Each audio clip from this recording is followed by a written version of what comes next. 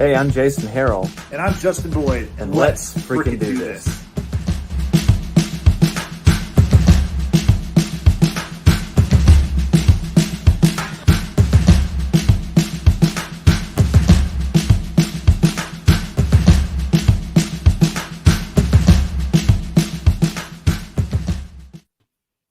Welcome to episode number 4 of Let's Freaking Do This. My name is Justin Boyd, and I am joined once again by my good friend and musician, Jason Harrell. Jason, how you doing? Doing great. How you doing, Justin? Doing pretty good. Working on my radio voice. Working. Does this sound like a radio voice? Yes. Finally, 4 episodes in. I love because I gotta match yours. Your like introduction is like welcome. But that's where it stops, though. The professionalism true. After one word, and now Jason, the starting lineup for your Chicago Bulls. There you go. Years of watching the Bulls, 90s Bulls. Check out The Last Dance on Netflix. It's awesome. Jason, we have a special guest today, and I'd like for you to introduce him, please. Yeah, we have Derrick McLendon. Return of the Mac. Actually, he's never been here before, but it's still the return of the Mac. Yeah, we got the pride of Manny, Louisiana, coming live at you today. It's a singer-songwriter extraordinaire, Derrick McLendon. How you doing, Derrick? I'm good, man. How are you? Fine and dandy. It's good to be here. I'm so thankful for you guys reaching out and having me. It's an honor for sure. Well, I feel like at this point it's a good day to break you out of that Twitter jail. Yeah. Man, it's been a rough 12 hours. Are they treating you well in there? They are now, but how's the food? It's disgusting as always. Actually, I want to also introduce another guest we've got here. My dog Rue. There you go. When you started pulling the camera down, I wasn't sure where it was going. But hey, well, I told you it might get weird. And I introduced my little friend here. My little friend, yeah. YouTube might not appreciate that, but whatever it takes to boost our numbers. Yeah, this is totally a family show. I've got a question for you guys before we actually go further. And the pressing question is, Jason. In that intro video, did y'all reverse that, or did you stand up and walk away? Yeah, we reversed it. I had my daughter come in there and film me, and just me walking to the desk looked pretty stupid, so I decided to make it backwards. So I don't know, man. Maybe you should have just lied. That'd have been a lot cooler. Yeah, totally. Just walk backwards. From now on, the story is I walked backwards, and I actually filmed it myself. He did. Wrap your mind around that one. How nice. Did that? I mean, like in 10 minutes. Not kidding. Like just real fast. And we had an intro. I was impressed. I've been told that the coloring is off, so I should probably redo it, but I haven't done that yet. Coloring schmollering. Just like I didn't prepare a promo picture for Derrick here. That's how professional I am. Oh, that's all right. I often forget to do my own stuff, so it just happens that way. Do you use like do you make promo stuff for your shows? Like, do you use like a Photoshop type thing? Yeah, I do an app called actually, let me look what it's called. Word Swag. Okay. That teal one right there. Word Swag. Okay. Yeah. So that's what I use. And basically what I do is like I'll find like John Prine's promo posters from back in the day, or Sturgill's, or Billy Strings, or whoever. If I like how it's framed, or whatever, I'll pretty much just copy off of theirs. Yeah. To the best of my ability. I mean, why not? Like, if it works for them, I figure it'll work for me. Yeah. I figure out the originality part later. Right. Well, I mean, like right now you're doing everything yourself. Right. And so, the idea I think is you get start picking up traction. You can pay somebody who actually knows what they're doing with that stuff. It'd be nice. Yeah. And It'd be the real songs, nice. the songs to the original part, right? Those are your songs. So, Right. you know. Yeah, for the most part. I got a good buddy who I write with a lot, or have written with a couple times in the past. Lucas Jagno, who's in a band called Lucas Jagno and the Roadshow. I may have heard of him.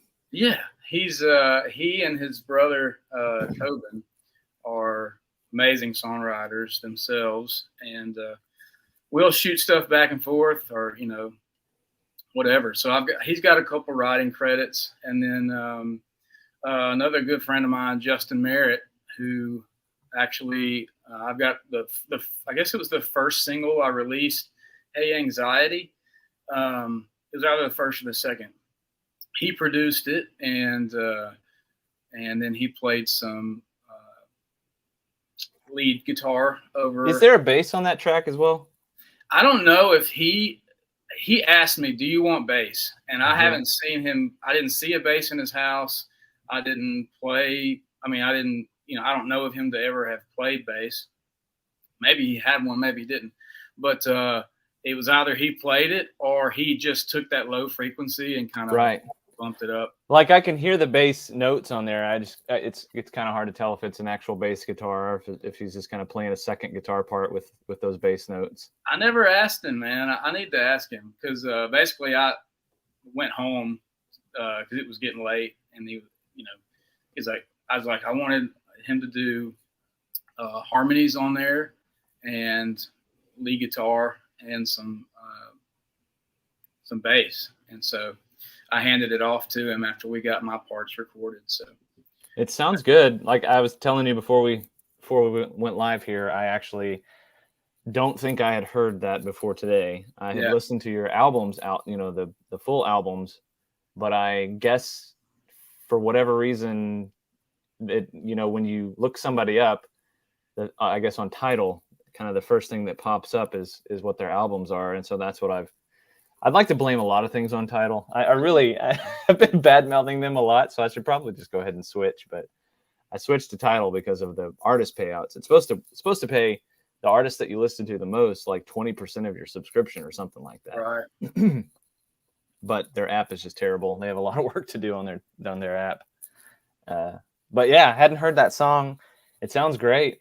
As far as I can recall on the stuff I listened to, is that the only song that you've got out there where you've kind of, because everything else is basically just you and a guitar, right? Yeah. That was the only one that I've had any. First of all, I think it's my best sounding, release, just because Justin has been doing it a lot longer than I have. In fact, Justin is he's a distant cousin, but I grew up and he was like a hero of mine because he was like one of the only guys in Sabine. So we had parishes in Louisiana, right? So where everybody has counties or whatever. So he was in Sabine Parish, one of the only guys, playing his own music and bringing his own sound and just putting good music out there. And he's got 2 albums out. You can check those out too. It'd be Justin Merritt Band. And so, but he's just a hero of mine, and he's been doing it a lot longer than I have. And so he's got a good habit about professionalism. And so everything that he's going to do it with excellence. And it'll piss you off sometimes because, you just kind of want to, let's do this or this. But he's like, let's make it right. And so I think that's awesome. Again, he's a hero of mine. And so I love what he did with it. But yeah, everything else that I've released has been just me and my guitar, same take, just knocking it out really in about a day or two, which,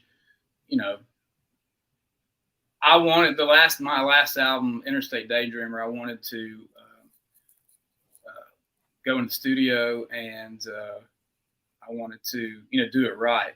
But there's just a lot of things happened, and I couldn't make it happen like I wanted to. So I was upset about that, but I still just got in here and hammered it out.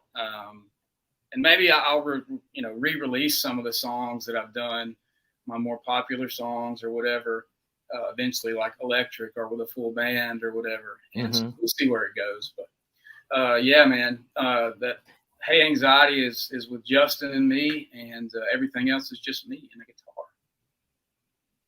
Well, I appreciate the stripped down version. I mean, I think I would also appreciate hearing you going back and doing it up with a full band, which I think, it's kind of what Zach Welch is doing with his album coming up. Cool. He's got the songs that he's got out so far, but then he's going back and putting a full band spin on a lot of the songs.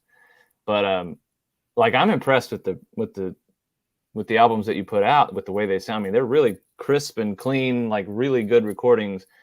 And also, your voice is incredible. I appreciate that, man. So you kind of just sit down and record yourself playing it and singing it? Or are you taking? I mean, I don't want to get too much behind the curtains, but I'm just curious. Like, is that just like a take of you sitting down knocking it out, or are you taking different takes of your guitars and your vocals? Interstate Daydreamer, I dubbed my vocals. I recorded the track with my acoustic guitar, and then dubbed vocals. But the other, everything else was just, going in there and knocking it out.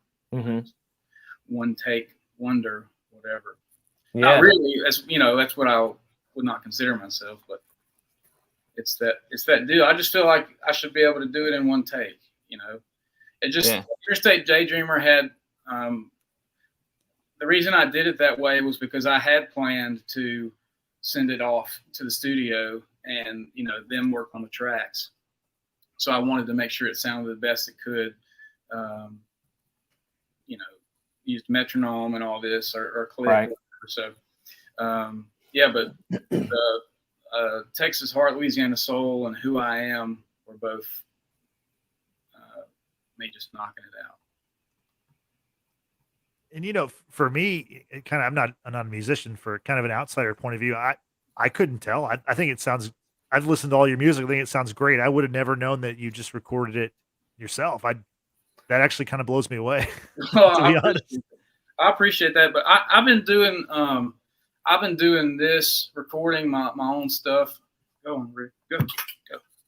I've been doing my own stuff since I was in 8th grade, I guess. So 2004, 2003, 2004, I can't remember. But yeah, I started music. What happened was I had already had a love for music always, and met some guys that were into music too, and we all found out that we could play, okay instruments. We had a drummer that was, good, for our age, and a guitar player, a guy named Sean Wyatt, just amazing, an amazing guitar player. Even when we were, 13, 14 years old, it's just mind blowing. He came out of that, he loved the blues, and he played that SRV stuff, and loved all the blues, and just amazing. And then his dad played bass, and so us four, I sang. I didn't play guitar at that point, and I was learning, but I wasn't there yet. But that's how I got started music with those guys. Our teacher, we were going through the 8th grade LEAP tests, and our principal said, if you do well, if y'all, take your test and everybody does all right, that you guys can put on a concert in school. And that was our first concert, was in front of our classmates. That was 8th grade? Yeah. That's awesome. So, and it was cool. I mean, we sounded good, man, for being a bunch of 8th graders, it was crazy. What did y'all play? Do you remember anything you played? Southern rock stuff, Yeah. Jimi Hendrix, Creedence Clearwater, stuff like that. We were called the Good Old Boys. We did a couple shows, man. We did a show, that first show in junior high, Manny Junior High, in the cafeteria, and the second one was at the Natchitoches Rhythm and Blues Fest, and our third one was at the Loggers Festival in Zwolle, Louisiana, and we ended up breaking up after that. But yeah, man, I've been doing this a long time, and so ever since I was in high school, we started recording ourselves on. First we started out with the tapes, like a 4-channel tape recorder. Mm-hmm.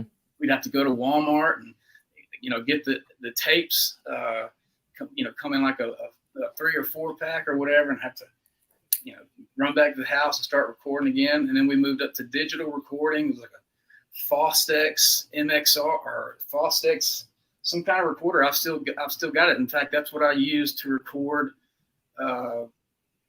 the first 2 of my own. So Who I Am and Texas Heart, Louisiana Soul, as well as whatever I put out another single. I can't remember what it is, but those were all recorded on that Fostex, like 8-channel or 16-channel digital mixer that we got when we were in 9th grade, I guess. And was that like on a tape, or was it that? No, that was digital. So like a hard drive or something? Cooler. What's that? It was like on a hard drive or something? Yeah. Okay. Yeah. I wish I had it in here. I think I put it in the attic. But it's this heavy piece of, this is like this freaking, it's insane. But that's what I recorded the first 2 things on. And then I finally ended up getting a PreSonus audio box. USB 96 is what I record to now, or what I recorded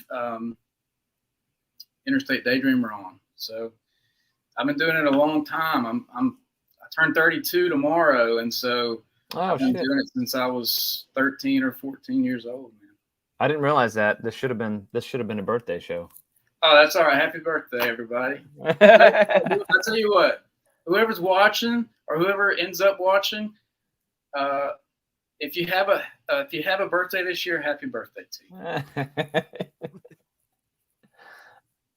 Well, it's funny because we started planning to have this episode.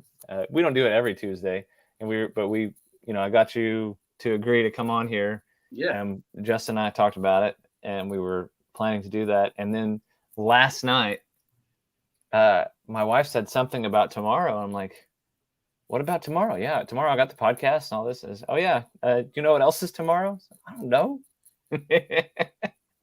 We've been married 14 years today. Oh, wow. So anniversaries, birthdays. Yeah, we're celebrating everything here. So I'm celebrating my anniversary with my wife, with Justin and Derrick here. The way you're supposed to. I mean, honestly. Exactly. Let's just be real here. So Derrick, you got your new album is Interstate Daydreamer. Yeah. You did, yeah, and I didn't even realize how recently you put that out. I tell the story with everybody so far who's come on. Like this Twitter scene for me is pretty, recent, within the last 6 months or so. But I must have missed it when you put it out at first, because it's only been like the last, I don't know, month or so. However long it's been now, maybe 6 weeks, something like that. But it's a great album. I mean, I appreciate it, man. And it's funny because you talk about wanting to go in the studio and everything, but the album that I put out last year, I recorded the whole thing, my parts anyway, over here in my house, just with a similar setup. I got like a Focusrite USB thing, whatever, it's a i8 something or another. Yeah. And one microphone. This guy right here. I don't know if you can see it. I got you. I got one microphone and that, and I recorded all my parts and sent it over to Andy, my friend Andy, who was the producer of it. And that's where all the hard stuff happened, I think. Yeah. All the stuff that makes it sound like an actual studio album. Yeah. So like, don't sell it short. I think a lot of people are doing that these days. Yeah, and man, the deal is I had a guy that was willing to front me the money for the album, and great guy. He lets me play this venue up in Bossier. He lets me open for people, and open for Hayden Haddock and Tanner Usry. I've opened, and most recently I opened for David Adam Burns, and that David Adam Burns, he's a sweetheart, man. He's a cool guy. I don't know if you ever heard his stuff. He's kind of got that 90s country vibe going, but he was a really nice dude, and so he this guy that I'm talking about up in Bossier, he was willing to front me the money, and when it came down to it, it was like we were ready to take the next steps. I'd already sent the first tracks over there, and they were like, okay, we're ready to take payment. However, and I had gotten with the guy, and I was like, trying to figure out where they wanted to send the money, and all that time, I just really had like an eye-opening thing where, like, I didn't really want to be in debt to anybody, and he wasn't that type of guy where he would be down my back all the time, but super forgiving, super kind guy, and but when it just came down to it, man, I didn't want to be in debt to anybody. That's not like I don't want to live my life having to pay something forward to somebody that I'm not making. While the album is an investment, it's not booming, or I don't feel like it would have been. But anyways, it's like that's how it came down to that. 'Cause I just didn't want to. I just wanted to, have my hands free, so I could. Like I had that trip to California recently, that that little run that I went on with a friend of mine, Clay Logan. He's in a band called Clay Logan Band. All my friends, I guess, have names where they're the leaders, I guess, like Justin Merritt Band, Lucas Jagno and the Road Show. Anyways, but these, I could do that because I had my hands free, Yeah. I was willing to sacrifice what I really, really wanted to do and do other great things. And so, it was just like that's how it came to that point where that's how I made that decision. Basically, that's the idea behind being an interstate daydreamer, is that so that you can keep looking forward and not having to constantly throw that money back behind you or whatever. It's just that's what it's all about, is being able to have freedom in what you do. Yeah. I mean, again, I think the album sounds great as it is. So, Well, I appreciate it. I do. It's, man, I got it done, and I hated it. I hated the way it sounded. Oh, really? I was in a dark place. It was rough, and I was like, forget it. I'll quit. I'll cancel the rest of my dates for the rest of the year. I'm not going to do it anymore, And I was able to step back, gather my thoughts after a week or two, and like, okay, let's do it. And so I started to educate myself. I started looking up how to, because these are things that I had never done. It was just, you plug in the mic, you set it to a setting that you like, as far as what it should sound like, and you hit record and you threw it out there into the world, whether it be on like there was some free music hosting site, Reverb. Right, Reverb Nation. Yeah, Reverb Nation. We put some stuff out on there, and there were others. Maybe SoundCloud. Maybe that's a little newer than what that would have been. Maybe I don't know, but where were we going? Where are we at?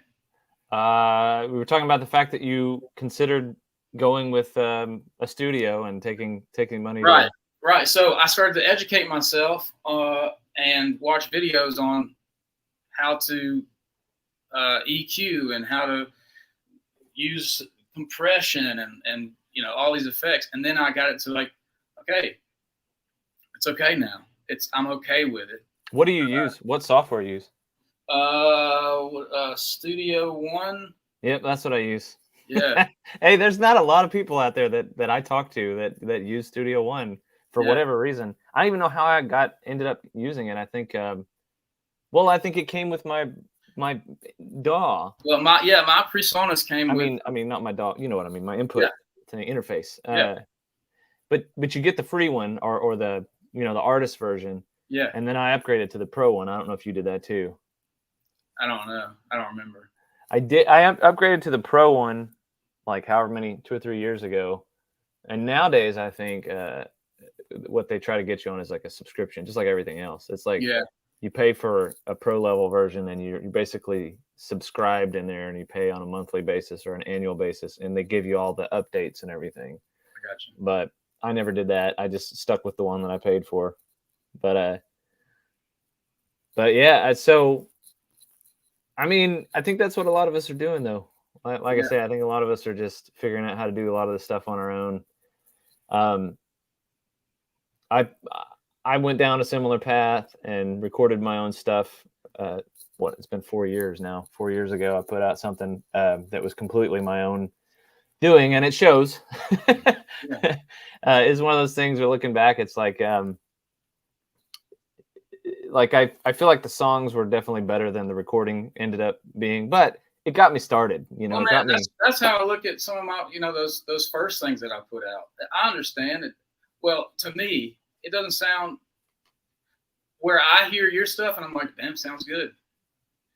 And you hear my stuff and then you're like, damn, sounds good.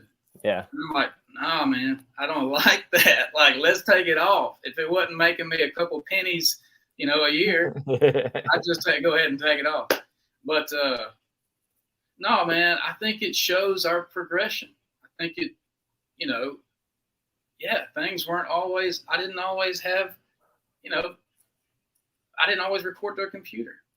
I started with a tape machine. It's funny. Like, I think you mentioned that was like a 2003 or whatever when you guys were doing that in the 8th grade.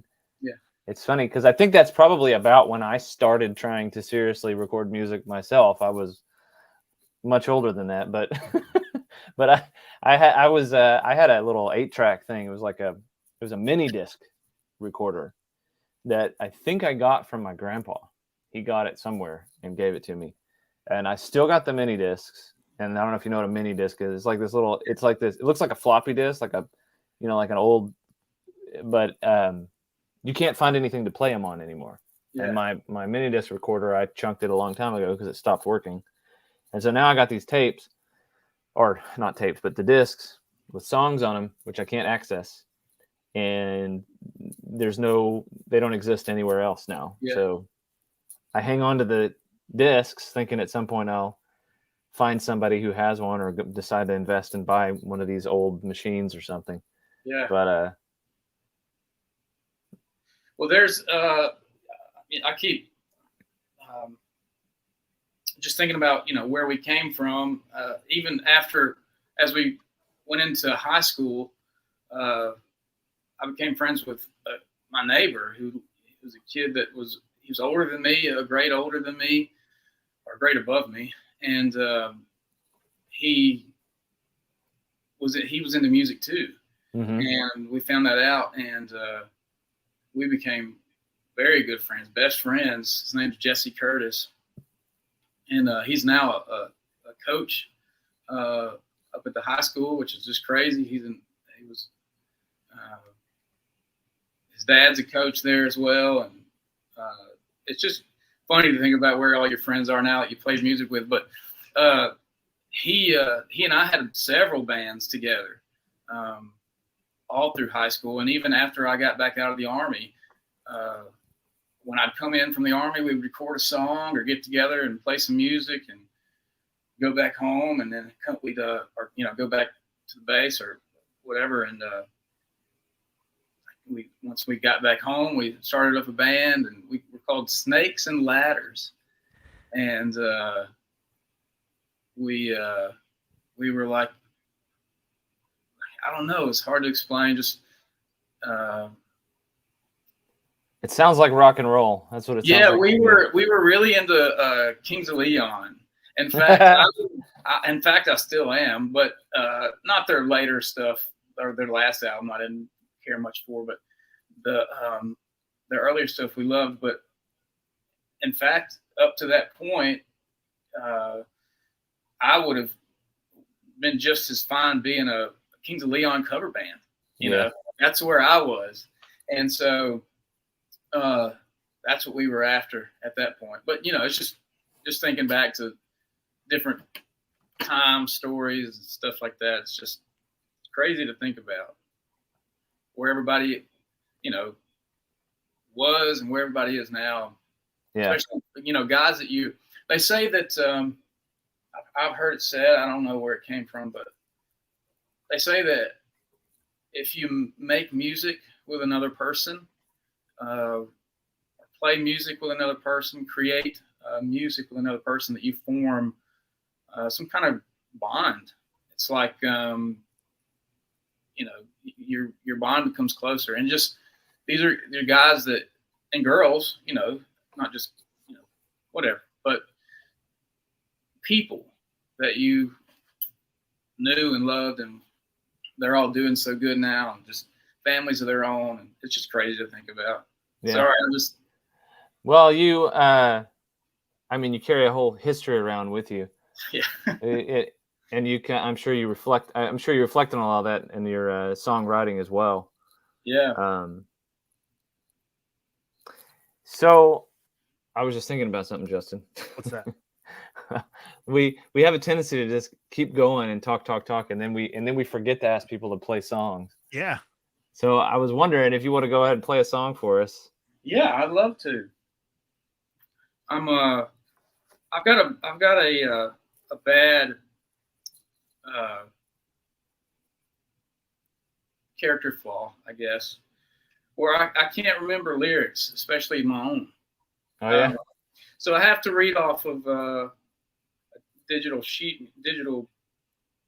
iPad. Everybody does that. Yeah, but it makes you feel a little fake, don't it? Sometimes. Don't let it make you feel no kind of way. Who was it recently? They were giving this guy. Who was it they were giving shit about? Some classic rock guy. Damn, who was it? Like freaking Ozzy's been reading off a teleprompter for like 30 years, probably. Yeah. And I discovered over the past year or so, year and a half maybe, that Pat Green also. They all do it. Todd Snyder, I saw his. In fact, it's just the only difference, Derrick, is that they've got the money to put a monitor down by their feet, so that people can't really see it too well, and you've got to have you probably have a thing on your microphone stand so that you can see it. I don't give two shits about that. I don't usually do it for my own lyrics because that would require me actually writing them down. Yeah. But for sure, if I'm doing cover songs or whatever that I don't that I haven't done 100 times, I do that stuff too. And I don't think, as a member of the audience, speaking for the audience, I don't think that the audience really cares. I mean, the only people who care are other stuck-up musicians who just want to shit on somebody else. That's all. Because if you sound good, I mean, it's not like it's not it's not a cheat or something. It's like it's your song in front of you. There's nothing wrong with that. Hey, before we get started, I just want to say Greg Johnson's watching us. He want to say howdy, guys. So I don't know if y'all are familiar with Greg, but hey, Greg, he's somebody else from the Twitter audio or whatever we call ourselves. I don't know. Yeah, I've got to come up with a name. I've been telling you. I think Matt Moran said, what was it? The alt country fam or something, or it's something like that. Something. I don't gotta know. work again. Y'all are like the Avengers. You got to come up with a name and come together. It's gotta. You would think we can like make up other words that rhyme and sound good together. We should be able to come up with like a name for this group of people. I don't know, but Well, y'all can Twitter work. has done good for me, Derek. I don't know Oh. how well it's done for you, but Have you not seen me and Ray Wiley Hubbard together?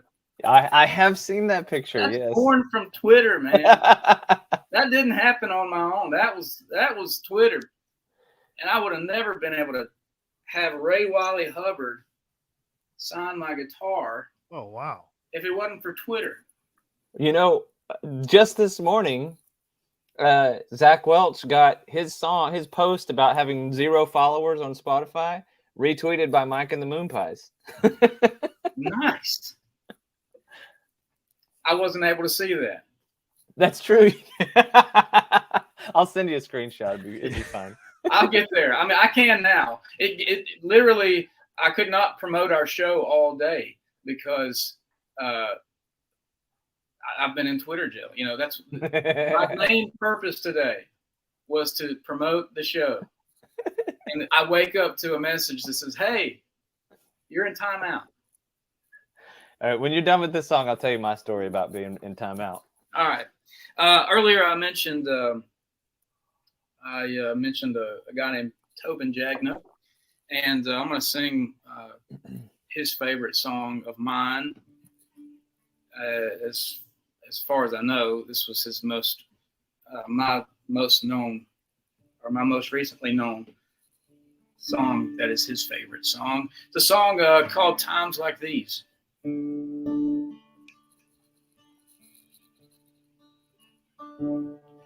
got an old boat I need to sell, an empty abandoned dried up well, chickens in my yard that just won't lay. The roof of my house is caving in, and these old clothes are wearing thin. It's getting harder to wake up and greet the day. Well, times are tough and times are hard, so I think I'll drive myself to the bar, meet up with my friends to shoot the breeze. I'll be glad when I can pack up, load my old hound dog Jack up, never think again of times like these.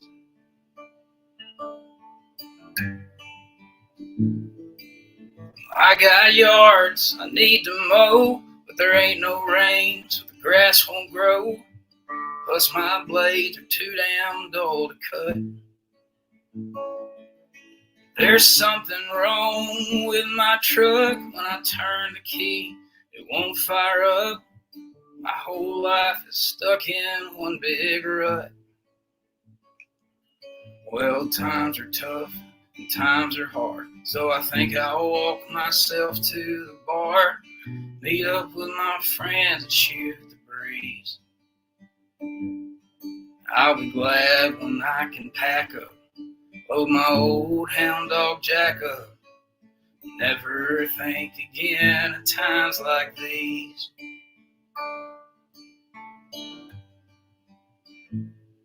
I'm the black sheep of this family, but they never turned their backs on me, even after I had that affair. They were there through it all, through my rise and through my fall, and I swear that I could hear their prayers. Well, times are tough and times are hard, so I think I'll drive myself from the bar, meet up with some friends to shoot the breeze. I'll be glad when I can pack up, load my old hound dog Jack up, never think again of times like these. Never think again of times like these.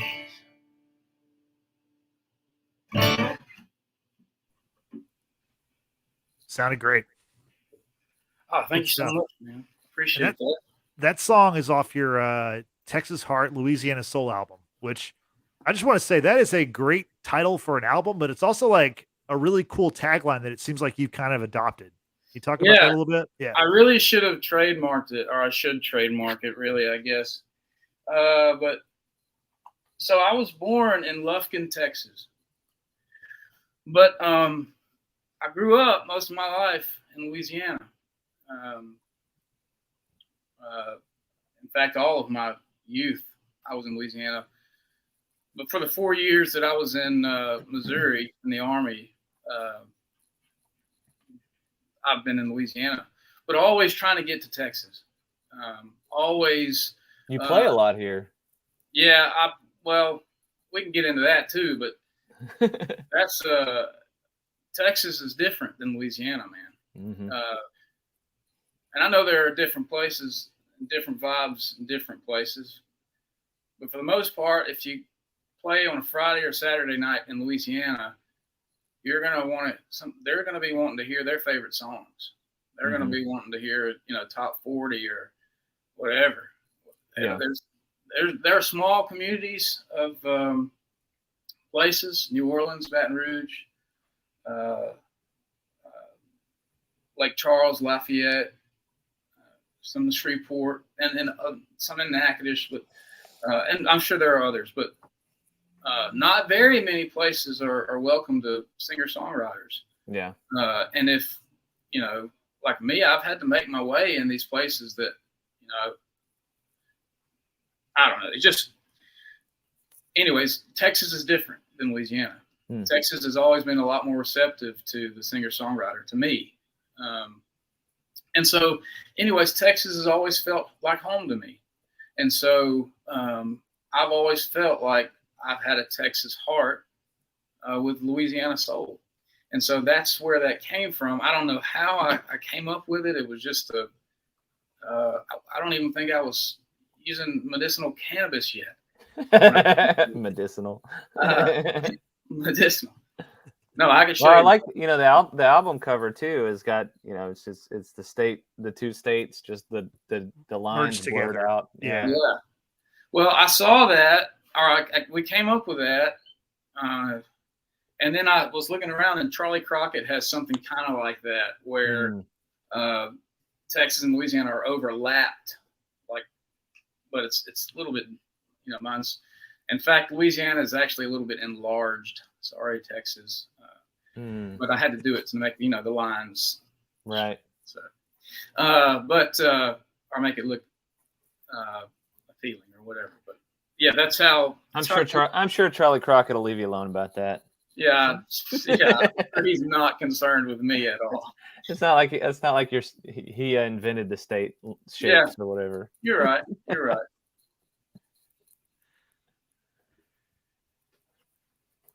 As far as but then your album art, the album art, and then you have your merchandise. You got that shirt. It's a great shirt. I don't know. I think that's just a really cool thing. Like, I think that's a cool moniker. Like, hey, that could even be kind of like your nickname, or like something down the road. You could use that. To me, that stuff is that's part of this. That's really the fun part. Like, because I think the music part, the part you can play instruments and write the songs. That's the hard part. But to me, the fun part is the marketing, coming up with the nicknames and stuff. And I think you've got one. It's so great, but it's also so true to you. So I think Justin is volunteering to be your promotion person. Hey, I would love that. No, what I'm saying is he's already got it figured out. I think he's already got a great thing. To me, it's the reverse, dude. It's like trying to figure out how the hell you're supposed to get I hate that stuff, man. I just think, but for an outsider, to write a song, that sounds like impossible. Like someone put a gun at my head and said, write a song, I'd be like, pull the trigger. Let's save some time here. Let's So I'd like to ask you about that too, Derrick. Cause I can't remember the first reaction that anybody gave me when I wrote a song, but I didn't start writing songs in 8th grade like you did. Like I wasn't, I never tried to write a song until I was probably 22, or somewhere in that neighborhood. And I remember I was recording stuff myself on my computer, and actually was worse than like an 8-track type thing. I think I was actually using like a computer, like something like similar to this probably, where I was holding it in front of my guitar and playing that and singing. And I remember, I remember playing a song that I had written right after. Actually, it was after I graduated college. So I'm telling you that like I was a late bloomer in terms of this stuff. But I remember playing it for somebody, and I was like, dude, I wrote this song. And he listened to it. He's like, Jay, how do you write a song? It's like, how do you do that? It's like, I don't know, man. But like, what's your experience with like take us back to when do you remember like the first song you played for somebody that you wrote? Oh, I don't remember the first time I played it for someone, but I remember the first time that I wrote a song. Okay. I was sitting in. Can I pause this and take my dog to his kennel just so? Okay. I'll be right back. Yeah. We'll go to a commercial break. All right, peace. Come on, Ruth. So, Jason, let's talk about your music a little bit while we got a little bit of a break. What's going on with the Jason Harrell experience? The Jason Harrell experience. I don't know. And so Andy's got a song of mine that's like the finishing touches. I haven't heard what else he's got on it. He's putting a solo on it. I think he's meticulously crafting this solo that he's been working on. He actually posted a video on Facebook the other day. I've been checking Facebook more often than I was for a long time. I'm not doom scrolling on Facebook, but I have been checking to see. Like I got on Facebook and looked up Derrick's page today because he shared the link for this show and everything. But I was on there the other day. For once, I wasn't on in Facebook jail. Facebook jail. But he had posted a thing like a live video or whatever of him sitting in the dark because I think for with all the power whatever they're doing, like what do they call it, brownouts or whatever, he's been randomly losing power. But he shared a clip of himself like mixing the track, and it sounded great what I heard. But that's the next thing coming out for me. But, okay, sorry. That's okay. It's funny because my wife, which song is it that you have talking about your dog Rue? Who I Am, maybe. I can't remember. I just remember there's a song that you have. Yeah, it's my dog. I like staying at home, throwing a bone, and watching cars pass with my dog Rue. That's it. So I was making my wife listen to making her. We were listening to it together. Wow. I tied her down. It's like, you got to listen to it. She's like, no, I hate it. No, I'm just kidding. Hey, a captive audience is an audience. You know what I mean? So you're going to listen. The truth is my wife doesn't listen to country anything, like anything remotely country. And I think she can barely stomach my music. But like, she's like fully a 90s rock girl and some punk rock, a bunch of punk rock mixed in there. One day give it to another says I'm lucky to meet you. Something like that. Wait, what was that song? That was Nirvana. Oh, okay. Yeah. I was never a Nirvana fan. I will admit that, like, readily. I never got into Nirvana. Justin, were you into Nirvana? I mean, just the stuff that you heard on the radio or you saw on MTV. Like I wasn't like a deep cut Nirvana person. I mean, that wasn't a deep cut though. I recognize it now. Right, I got you now, but I knew it was Nirvana, but I didn't know the name of the song. I couldn't pull it. That's why I didn't say anything. But like even in like the Batman movie, there was a Nirvana song in that movie that was heavily used that, I mean, I'd heard, but I didn't really know it that well, So did I just get us kicked off? Did I just give us a copyright infringement on YouTube? No, I think you can play the shit out of that stuff as long as you're doing it. If we were going to hit play on a recorded version of it, they would immediately flag us and we'd be taken down everywhere, I think. I think it was less than 5 seconds. Yeah, it was very quick. I don't actually know how some of these guys do it. Like, I don't know how Blake has his stuff on there because they placed up their radio station, right? I don't know. It's free community radio. I don't know that. Yeah. I don't know. But Papa Bless, man, he's a good one. Thanks for sending the tunes out, baby. Yeah, man. I love that show, man. I'm sorry. Absolutely. Have I been kicking my leg the whole time? I'm shaking the screen when I do that. Sorry about that. I got a nervous tick. Yeah, I find some beautiful music from Blake's show, man. Yeah, he plays all the old shit and he brings in all the history to it. Yes. Like he'll tell you like where this guy came from, you know, where they like how many hits they had, where the person passed away, like all that stuff. He'll give you the history. I think Matt crowned him as the most well-researched podcaster. Yeah, well-researched podcaster. Because he's a cool dude too, man. You've met him, right? Yeah, a couple times. Yeah, he's a cool dude. He's a good one. He's a good one. He came at one of them. God, was it with Matt? One of those episodes, he came with like this, like deep, like Oklahoma history. It was like, whoa. That dude is a cat, man. He's wild. God, what were we talking about? The first song I ever wrote. Yeah.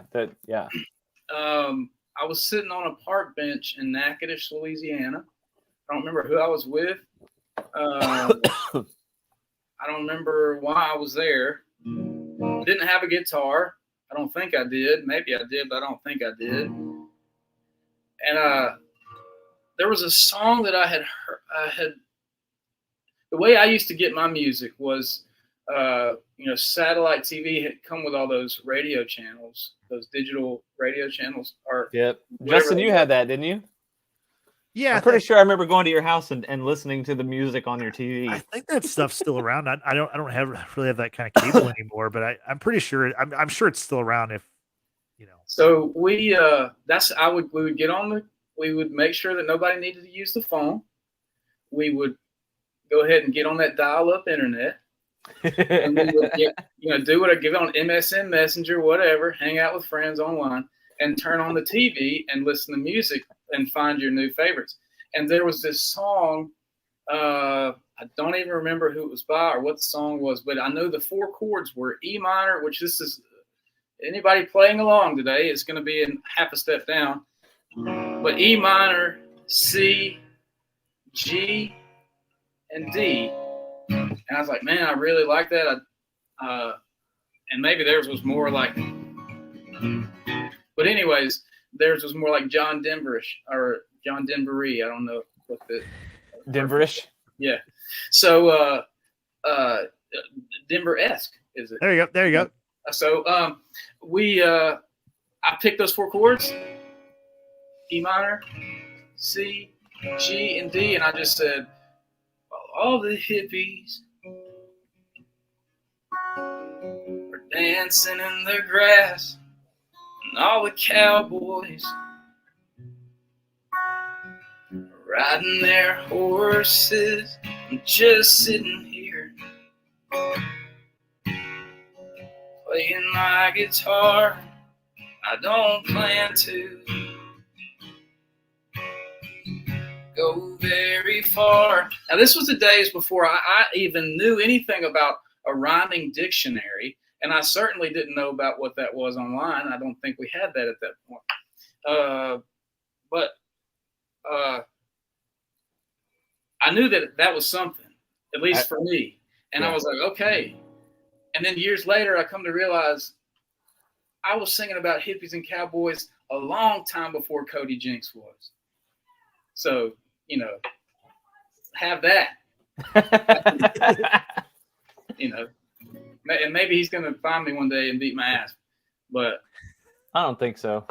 Maybe, yeah. I don't think he's worried about me. Again, we've been over that with Charlie Crockett. But you know what? Honestly, he seems like a pretty freaking chill dude.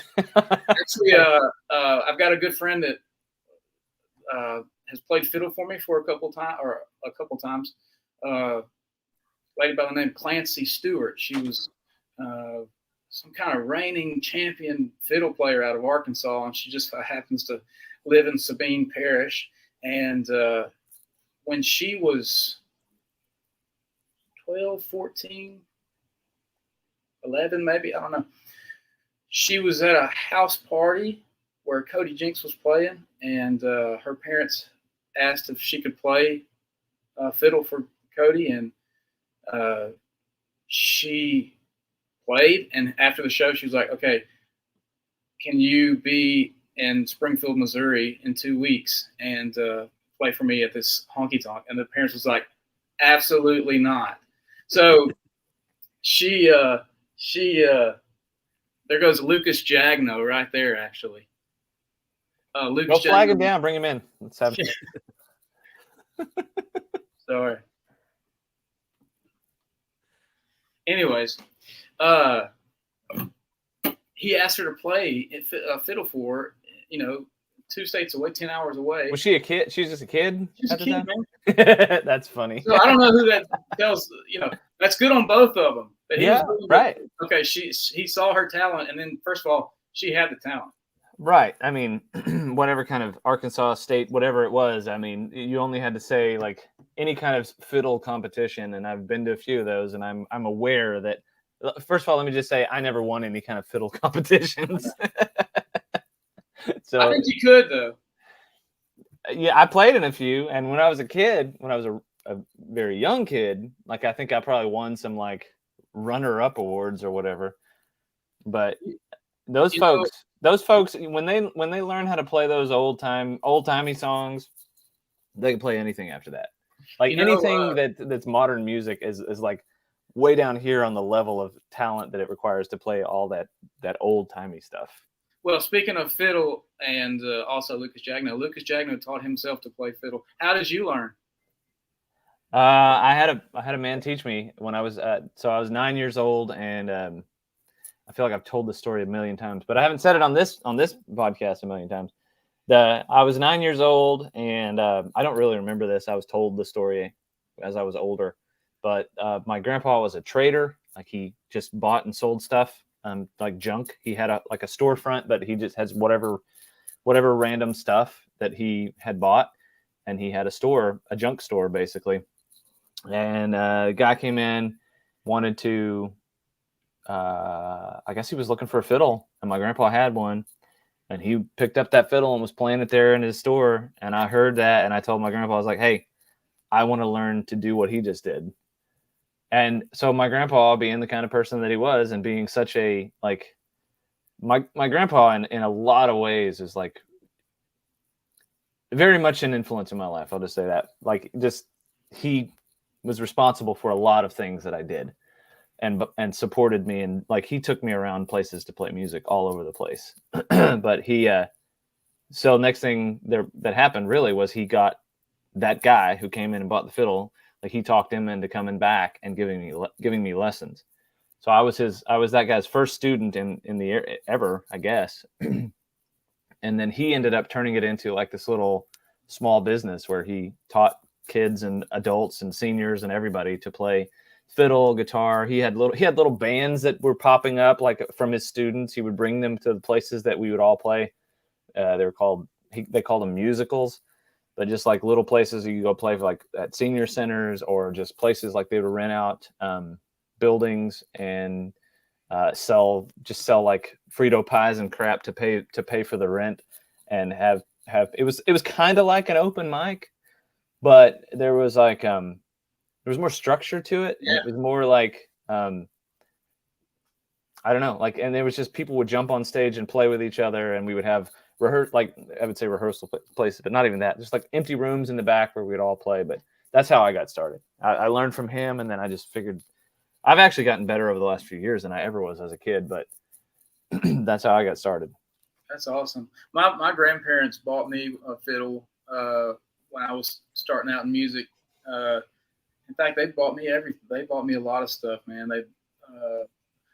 My grandfather, my mom's dad, a guy named Van Tate, and he's a gospel singer, and he was actually a traveling gospel singer, and he's been a trucker, and he's worked in the oil field, and just all this stuff. And he's always been very supportive of me learning music and doing more, and not just settling on what I had learned, and always pushing forward. And they bought me.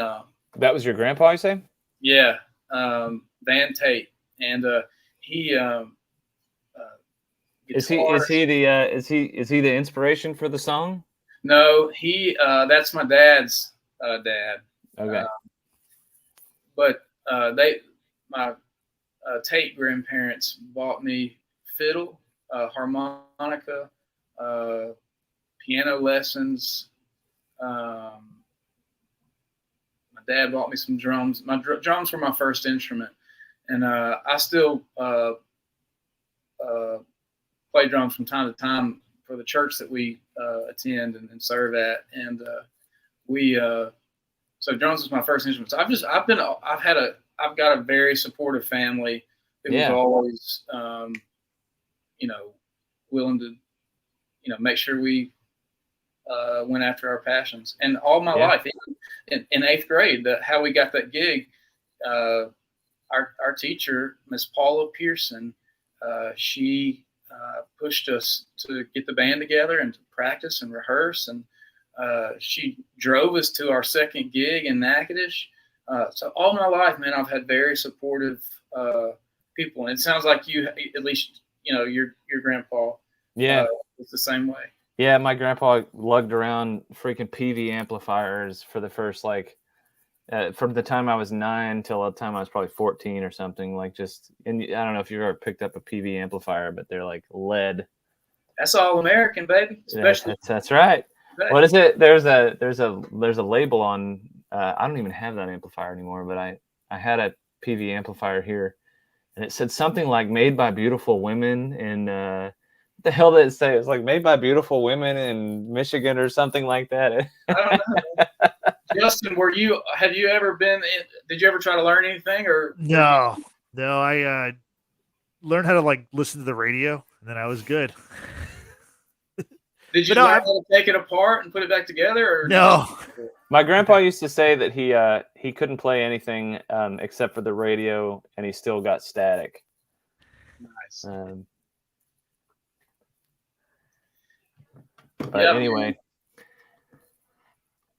Well, would you like to play another song for us? No, I hate it. He hates. Can't you tell this guy hates playing music?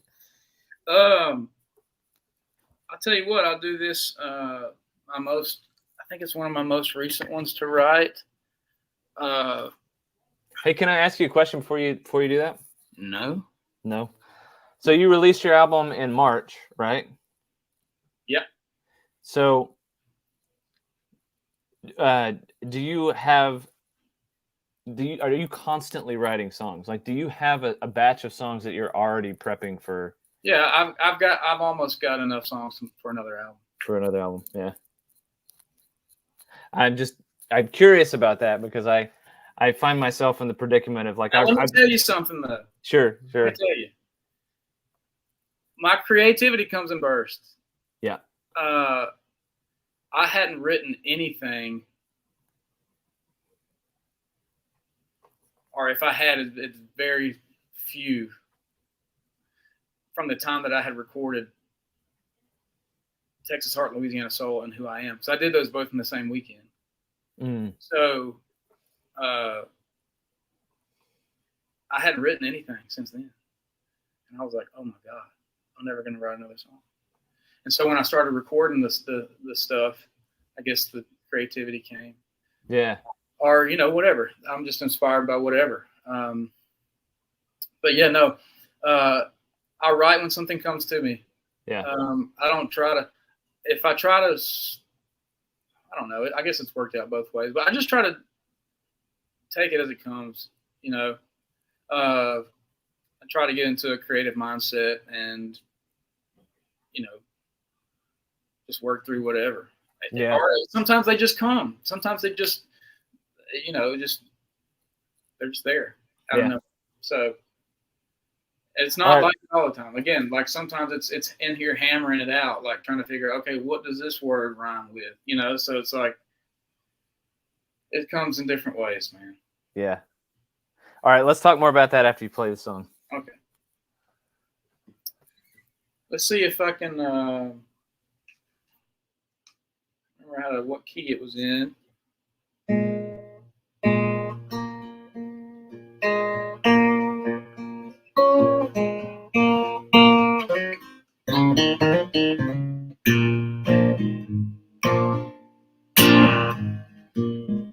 was at work one day. This is not part of the song, by the way. That sounded like it could have been. But I was at work and just something came to me, this line, you better run, little rabbit, run on down the road, run, little rabbit, to the grocery store. I was like, okay. So at work, I recorded myself, and a few weeks later, I came back to it. And I sat there and I was like, man, that's not, the rabbit's not going to go to the grocery store. Okay. Let's just get that straight. Okay. It's not going to happen. So I was trying to picture a story. And so I don't remember how I came up with it line by line, but I ended up coming up with enough stuff to make it work, at least in my head. And so it's not about anything. It's just it's one of those songs where I just came in here and like, what can I write today? And this is it. It's called Run Little Rabbit.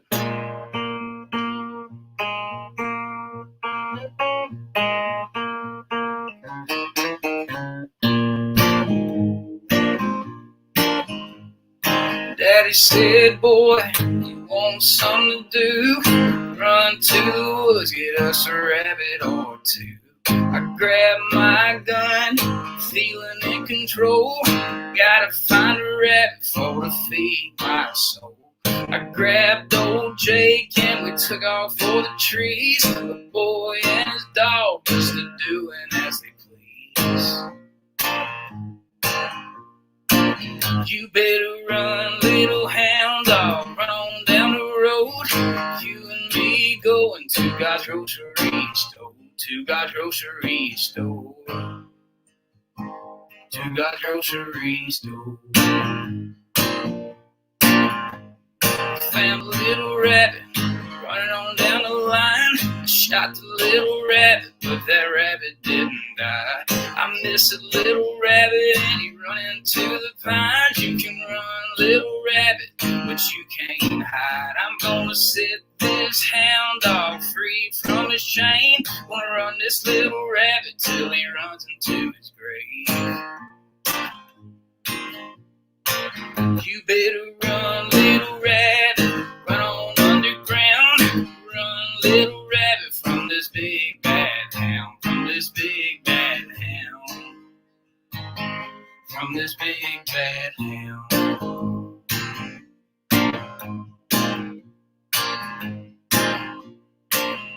Well, my hound ran off and dropped my gun in the mud. I came home empty-handed. Daddy told me I'm a dud. Daddy called his girlfriend on the telephone and told her, pretty baby, before you come home, you better run, pretty baby, run on down the road. Run, pretty baby, to the grocery store. You better run, pretty baby, run on down the road. Run, pretty baby, to the grocery store, to the grocery store, to the grocery store.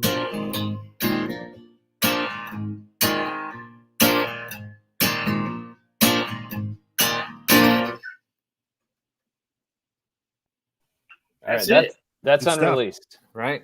Right. And I think I heard you do that on Texas River Tone.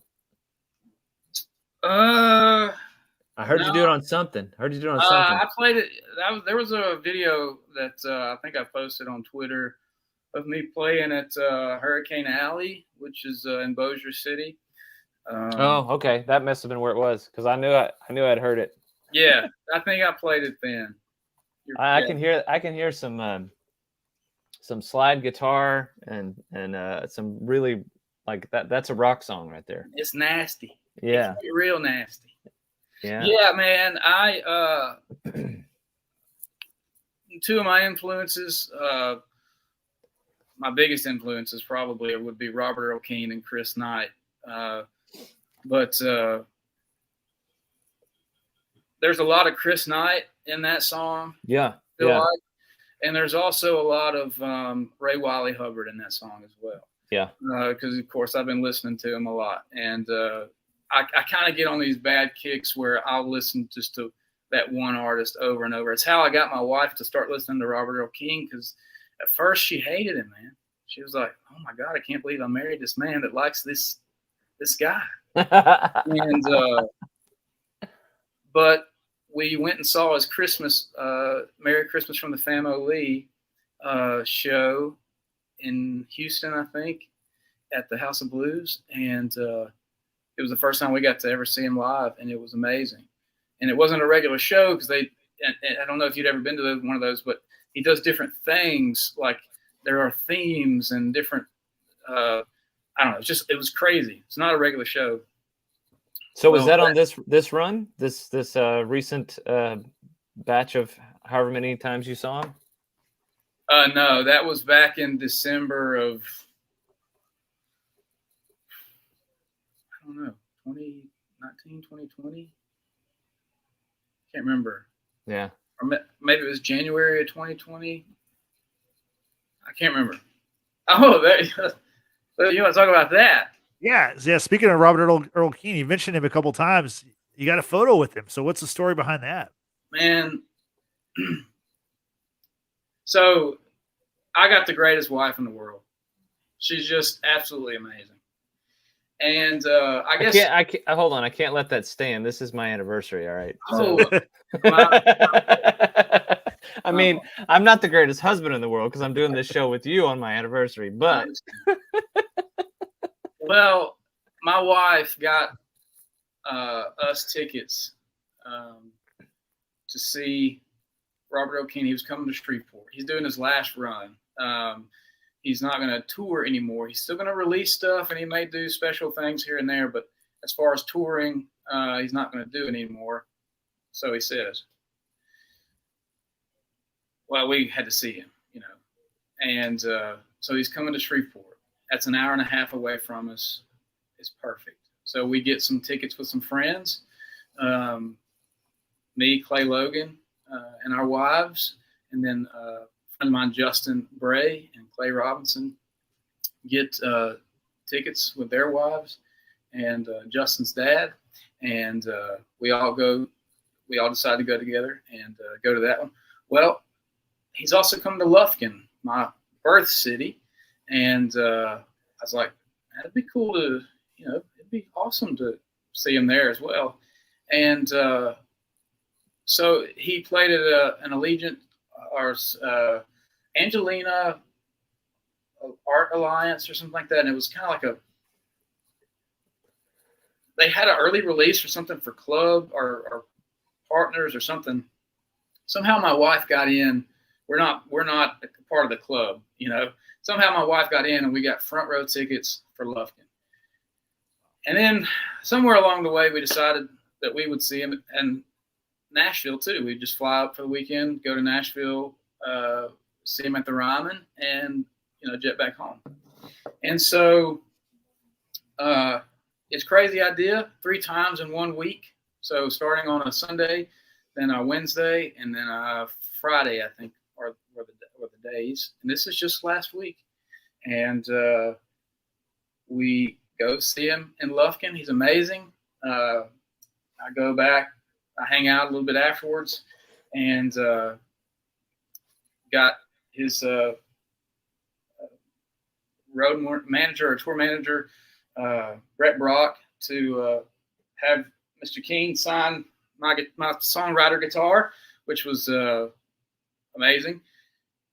But I didn't talk to him. I didn't want to bother him. But so Sunday night was great in Lufkin. He's kind of a song, telling stories, this, real laid back atmosphere. Wednesday night at the Municipal Auditorium in Shreveport, the home of the Louisiana Hayride, where Elvis Presley played and all the greats. And he plays there. And then great, totally different show, more of a, upbeat show, hard rocking kind of show, is hits basically. And then we see him at the Ryman, or we go to see him at the Ryman. We go to Nashville, and we see Thursday night. We decided to just stay in. We were kind of tired, maybe.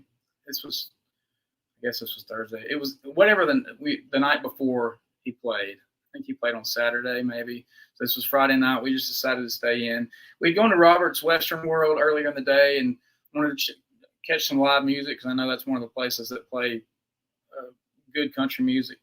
And so the band, it was between bands. We just so happened to miss the first band. It was a little bit longer than we were willing to wait for the next band. So I guess we decided to go eat and go back to the hotel room and just lay down. Well, we wake up and I see that Robert Earl Keen made a guest appearance at Robert's Western World, where we had been just hours ago, and it would have been cool to see him. So we're kind of down about it. It is what it is, but it would have been cool to be there. But even if we were looking for singer-songwriter nights, we weren't looking for real like honky-tonk music, and we probably wouldn't have ended up there anyways. But it sucked. We missed him, and so we get over it. We go throughout our day, and we show up a little bit early. I had shaken or thanked Brett Brock for the whole week. The fact that they were coming, right. I know they didn't do it for me, but it was still cool that they were coming, right through here. Who, a lot of people that we love don't really come through the areas, and I just thought it was cool, and he was so cool about getting my guitar signed, and it was just awesome. And so we see him, but this is before Riley and I, my wife, we show up and we're kind of looking around. The first time to really, look at the Ryman or whatever. And I was like, can I hold on? Can I ask you a question right quick? Yeah. Just interrupt your story. So backing up, you said Brett. That's his tour manager? It's one of them. He's got like 3 guys out there with him that are managing. He fired, or I don't know. He just switched the whole stuff up from his previous years, management or team wise. He's still got Tom on drums and Brian Deacon on guitar and Bill on bass. But as far as like the people around him, I think he got a whole new crew. Can you back me up though? Because back up on the story a little bit, because I'm trying to figure out, how do you get to the tour manager in the first place? So Brett was also running front of house. Okay. So he was available, if people knew. Right, because nobody goes and bothers the sound guy. No, you're right. And I didn't want to, but I was just so thankful. Yeah. That he was willing to not just like, no, he's busy or. Did you know already that he's like the tour manager? Did you know he was the guy to talk to, or? No, I didn't know. I was just I had first talked to Bill and Elizabeth Cook's. So Elizabeth Cook was touring with Robert Earl Keen, and her fill-in band was 2 of the Texas gentlemen and one other guy, bass player, and Bill, Robert Earl Keen's bass player. They were all sitting standing around talking, and I was like, I just walked up to him because we had shown up early to find a good parking spot, and I had seen where the tour bus was, so I knew where the action was going to be, Mm-hmm. So I just I walked over to him after the show, and I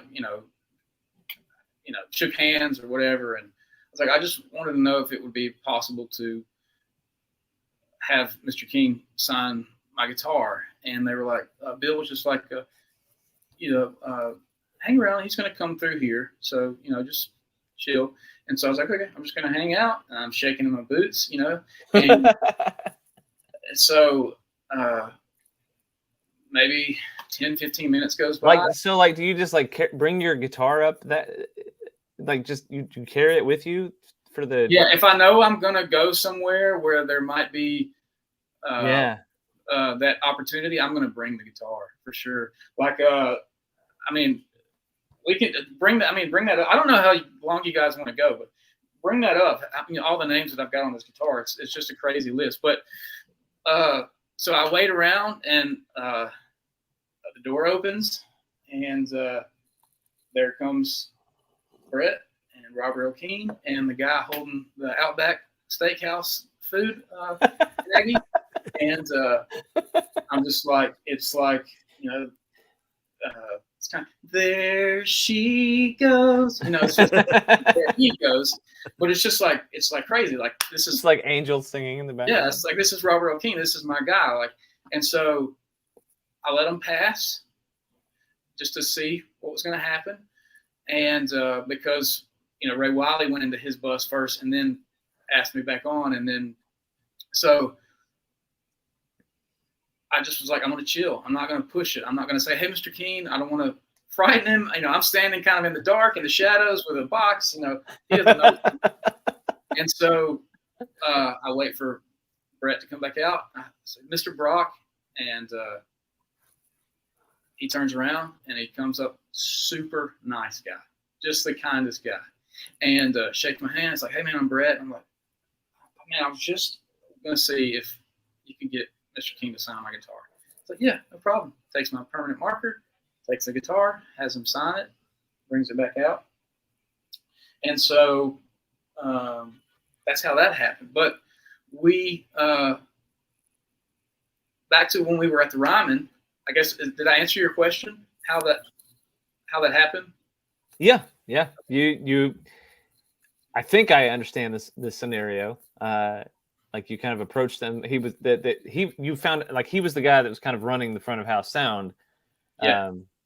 And then you also there was a point where the bass player was involved as well. Yeah. But you talked to them first. Yeah, I talked to them first, but I knew who Brett was. Yeah. Okay. And so I just kind of, I didn't know him personally. I'd never spoken to him or whatever. We weren't friends. I knew who he was. And it's funny. I've personally have been in these situations where I'm like within feet of people that I really admire, and I used to, like when I was younger, I would always go and talk to them. Like I was probably, the reason that people have security, but well, I can tell you, I've never been that guy. I've never been that guy. Yeah. But Tweak, South Texas Tweak, has made it. He's just like, what's the worst that can happen? Just go up and make your, make yourself an acquaintance. Like you don't have to be weird. You don't have to be, don't be an asshole. Nick Garza said, just don't be an asshole. And that dude seems to know everybody too. Tweak, I went and played a couple of shows with him earlier this year, and when we went to the rehearsal place beforehand, Jesse Daniel. Do you know who Jesse Daniel is? Yeah. So I didn't really know him that well, but I heard of him. Like he's just like in another rehearsal space, like rehearsing, and he's like, "Oh yeah, Jesse Daniel's here." And let me tell you. Let me just pause the rhyme. Sure. About the guitar. So this guitar is my songwriter guitar, and I'm trying to read these names a little bit backwards. Let me back up a little bit. But it all started, man. I had a gig in Rockwall, Texas, I think, and then Chris Knight was coming on a Sunday to Plano, and so we just made the hop, skip, and jump over to Plano, and went and saw Robert Earl Keen. I already had my guitar with me. Mm-hmm. Well, I watched him sound check, and then we left because my truck, the battery went dead, and I had to go to the AutoZone, replace my battery, and it was hot as frick. And so I didn't get to catch him on his way back out to his bus. Well, after this, and we're starting to get to the point where, like, I had to do this. I don't know how normal places run it, but like I had to change the battery. I had a big jacked up Chevrolet. The AutoZone guys was like, "All right, you're on your own, dude." And so I was like scrounging, trying to, I was like, "Can I get a step ladder or something?" Like. Anyways, I get the battery replaced, and we go back to the place, the venue, and we pull into the parking lot, and there sits the bus, and there sits Chris Knight sitting in the bus, I guess looking over lyrics, listening to some music, and I'm like, do I have a price? I don't know if I asked my wife or what, but I was like, I found a permanent marker, or he found one. actually, because I didn't have one. I was going to have him scratch it into the guitar like Willie Nelson had some of his guys do. Yeah. And so Chris Knight was the first one. And so I'm not going to tell each story, but that's how it started. And I've already told you about the Robert Earl Keen one, so I told you how that is finished. Yeah. And so here are the names in between. So Dallas Burrow. Okay. Who, if you don't know, do you know Dallas? Have you? I know the name. Dude, he's from New Braunfels. He's got a place called. Oh, he's the owner of, or I don't know what the whole situation is, but he runs the Redbird Listening Room in New Braunfels. Okay. So he's also a musician, a singer songwriter. Dallas Burrow, Jody Lyford, who is Jesse Daniels' wife. Okay. Jamie Lynn Wilson, who I was at one of the Todd Snyder shows at Devil's Backbone, and she walks in, and I'm like, oh. My wife didn't know really. She knew she was a musician, or she knew her music, but she didn't know what she looked like.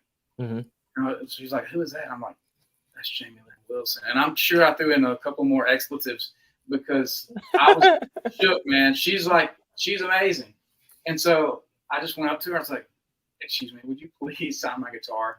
And so got her to sign it. Devil's Backbone. Good friend of mine, songwriter from Louisiana, Monty Russell, who's got some stuff on Spotify and probably other places. Mike Burrow, who is also, man, the dude is amazing. He's like a poet, and he's a musician himself. He's Dallas's dad, and they usually get to perform a song together during Dallas's shows. Todd Snyder, who's rubbing off a little bit, but I did etch his name in, so that's not. I was going to say, like, you got to put some kind of finish on it so that. I just scratched it right on in, baby. It's life. South Texas Tweak, What the Dog Doing, Ray Wiley Hubbard, Miss Elizabeth Cook, and a guy by the name of Billy Don Burns, who is a legend in his own right. So this is my singer-songwriter guitar, man, and I'm ashamed to say that I don't have Lucas and Tobin's autographs. Well, don't they live just right down the street? You just saw him. They do, yeah. He actually, I wish he would have stopped in and, that would have been great. Get him to come in and sign your guitar right on our show. We got a twofer on that one. So, all right. So, sorry. So back to the Ryman. Yeah. Let me finish the story. Back to the Ryman. I feel like I'm talking a whole lot. That was perfect, Justin. Put it back up like that. There we go. There you go. Yep. That's a beautiful picture, man. It's one of the best. And so we decided, my wife and I, that we didn't really want to just hang out in the heat, and we wanted to walk. Wait, your wife, I think, made a comment there. Oh, yeah. Which one? This one or the one with the Santa Claus looking mug? That one. DNA tests are pending. Oh, we can. If you look it up, you know exactly what the deal is on that. But, so we just decided to walk around back behind the Ryman because a good friend of mine, Clay Robinson, who I mentioned earlier, said after the show, you get back to that alley as fast as you can because that's where the action is. He's got pictures with Billy Strings, Tyler Childers, just everybody behind, in that back alley behind the Ryman. And we decided to walk around the building, see what's happening. We really were looking for Robert's Western World, but we couldn't find the back entrance, which is really still odd to this day. I don't know where it went. But we were walking, and all of a sudden, Riley stops in her tracks. And I'm like, what? And she just is looking at me like with this stare. And then she kind of motions to this stairwell, this dark stairwell that's behind a gate. And there's Robert Earl Keen sitting there. And he's just chilling. He's just relaxed. He's getting ready. He's just taking a break before the show. And it was like a dream come true, man.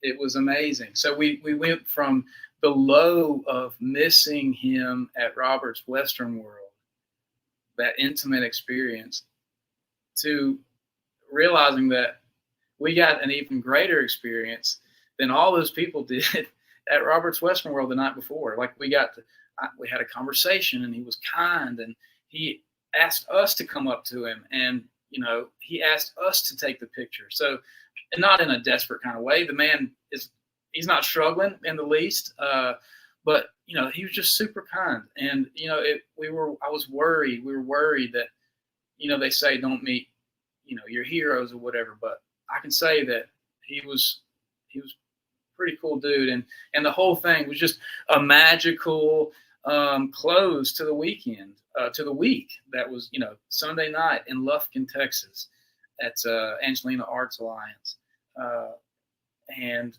Wednesday night at Municipal Auditorium in Shreveport, Louisiana, and then Nashville at the Ryman. Just what a historic place, the Mother Church. It was just great. The staff was great. Everybody was just so cool. Todd Snyder walked in, man. Todd Snyder walked in, and I didn't even see him. I walked right by him, and Riley, again, she looks at me with this cold, dead stare, and I'm like, what is going on? Why do you keep doing this? Maybe he was looking for a job. Dude, he hadn't changed. He hadn't changed clothes since we saw him in February, man. And so, sorry, that was a stupid reference to his song "Looking for a Job." Yeah. But yeah, man, he was there, and he got kind of surrounded pretty fast, so we didn't get that picture. But all right, I wanted to just thank him for signing my guitar. He didn't know that was my guitar that he signed. He just knew that or maybe he didn't know at that point. But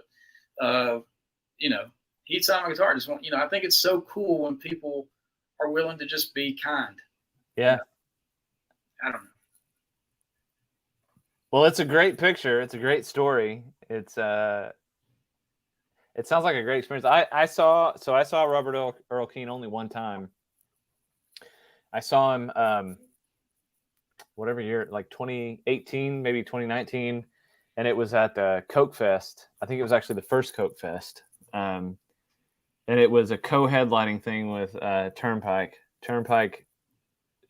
I remember it was Mike Ryan was there at I don't remember who all else was there, but Mike Ryan was there, but it was Turnpike, and then Robert Earl Keen closed out the night. And my stupid ass, being the anal retentive sumbitch that I am, we're in Hutto, Texas, like small town America. I mean, it was even back then, however many 4 or 5 years ago, it was not as crazy as it is now, but it's still fairly small. And I live like 5 miles down the road, less than that. But I am seeing all these people in this crowd, and I'm like, I don't want to be here till like 2 o'clock in the morning. So we left before the set was up because I was worried about getting home before whatever time. I don't know. Like, it happens to the best of us, man. The show was great that I saw, but that's the only time I've actually ever seen him, and I won't have the opportunity now. But. Justin, who's been your favorite person to see live? I mean, the person I've seen the most is Bowling for Soup, that band. Oh, and, yeah. I forgot about. Okay, I got you guys. Yeah. So, I mean, the story you were telling us about meeting Robert Earl Keen was very similar to me and Jason have so many experiences similar to seeing, Bowling for Soup and those guys. And yeah, it's the difference, I think, being that when we were kids running around, and I just found like an old freaking high 8 video cassette, which was some kind of in between medium that never took off, I think. But it was a video cassette, like a small thing that you can't find a player for anymore. For some reason, I have a relationship with these like odd, like niche type of things. But where I had filmed it in 2000, what did I say it was? 3? It's 2003, yeah. It was 2003 at a show in Steel Penny Pub. San Antonio, the Steel Penny Pub in San Angelo. Yeah. And so those shows were very small, and we were seeing them before that, before they were even like filling up the Steel Penny Pub. We were seeing them, and I was under the confused impression that like they recognized us, but that's because they were so great with their fans. Yeah. Like they just were just so friendly and it's like, hey, how's it going? And it made you feel like you were part of the group, you know, part of the clique. Jesse Daniel is good about that. Like, yeah. I mean, I've met him twice, and I don't know if he's just being kind or he's like, yeah, I remember. And there's several other people have been that, like, God, I hope I can be that.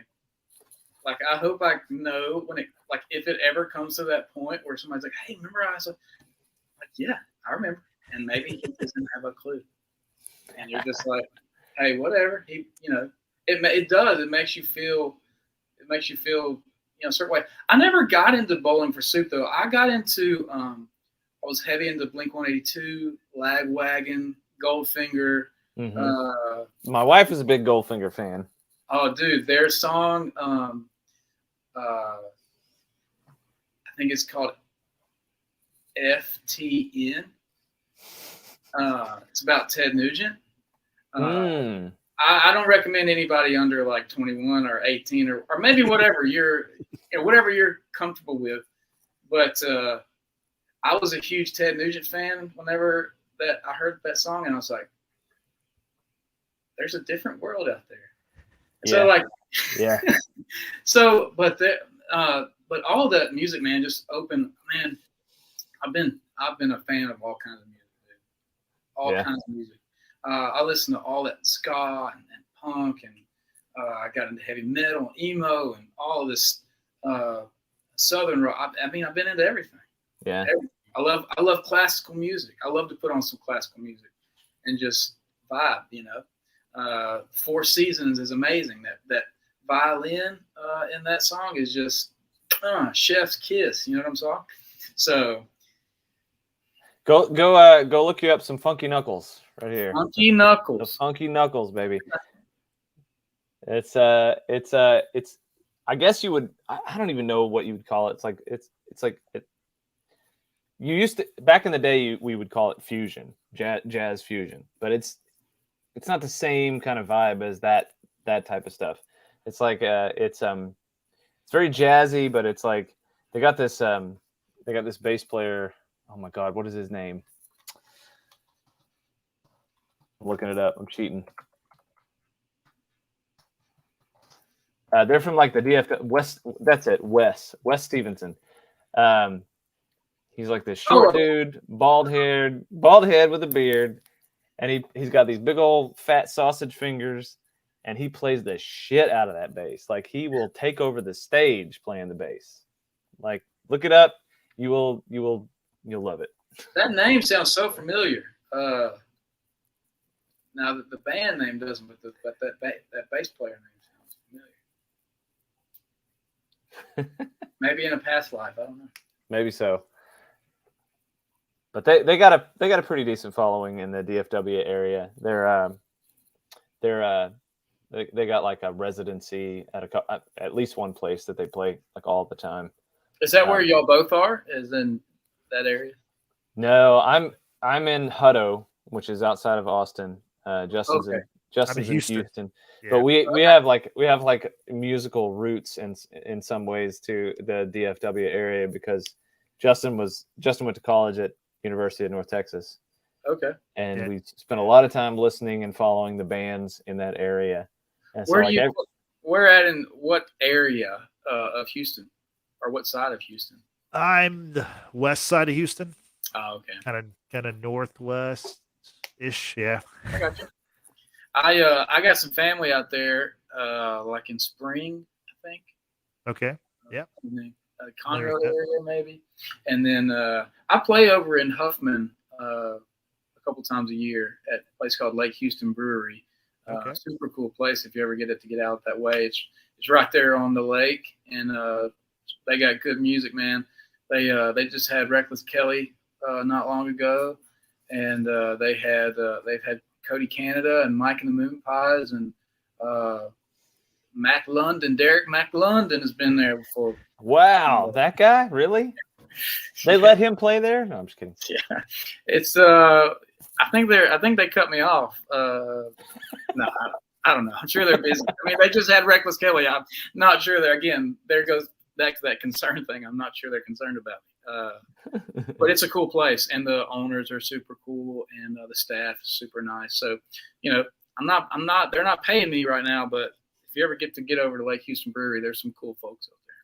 Well, where are you playing? It's coming soon. What are your upcoming dates? Let's see, man. I just booked a date today. I wasn't planning on doing a new one, but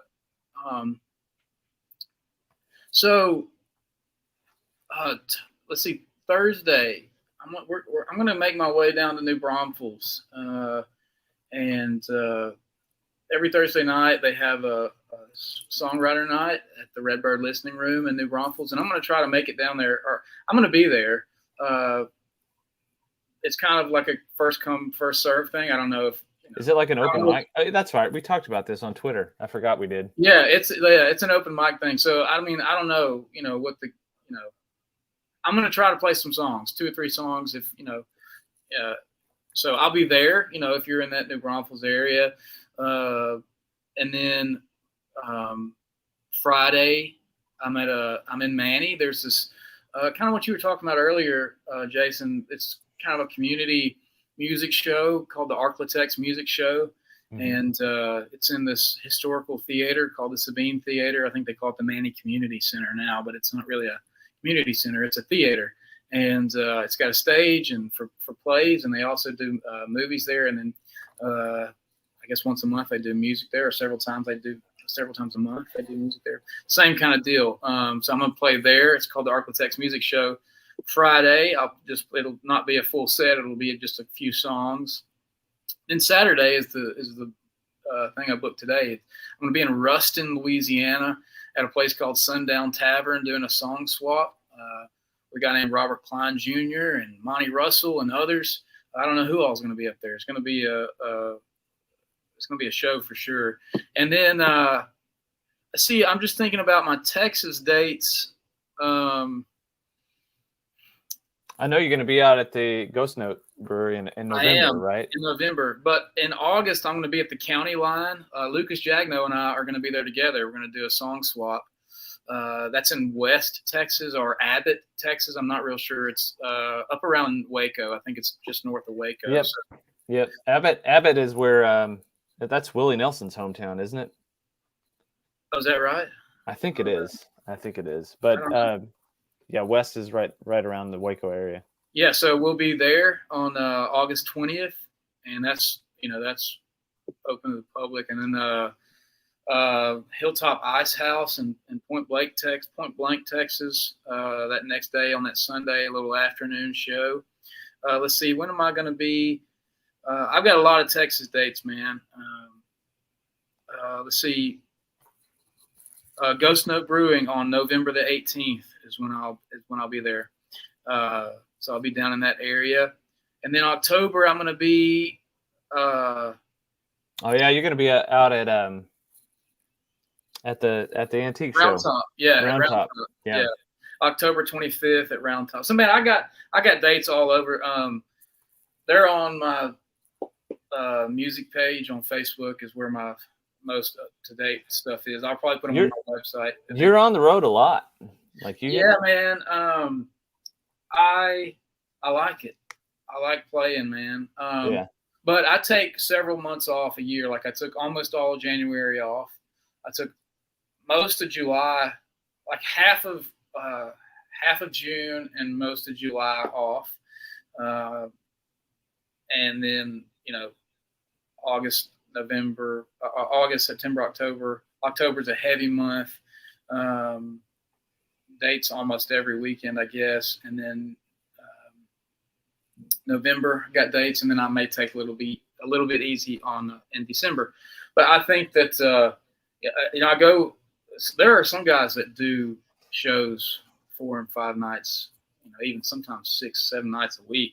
I don't know how they do it, man. I know they got to have that money, but it's like anytime I have a gig that's really, going to be promising, it's going to be at least 45 minutes, if not more. An hour and a half up to Shreveport. I mean, I'll drive down 3 hours down. I think I saw you post something about this on Twitter, and my reaction to it was, I think that's in Texas, because you talk about that, like there being a different kind of vibe or different kind of scene in Texas. But at the same time, I think in Texas, you still got to go somewhere because, for sure. For the most part, you're not playing like in your neighborhood or in your hometown or whatever. Right. You're going somewhere else in Texas, and there are a lot of places out there that want to book singer-songwriters, but they're like, you gotta drive to get there.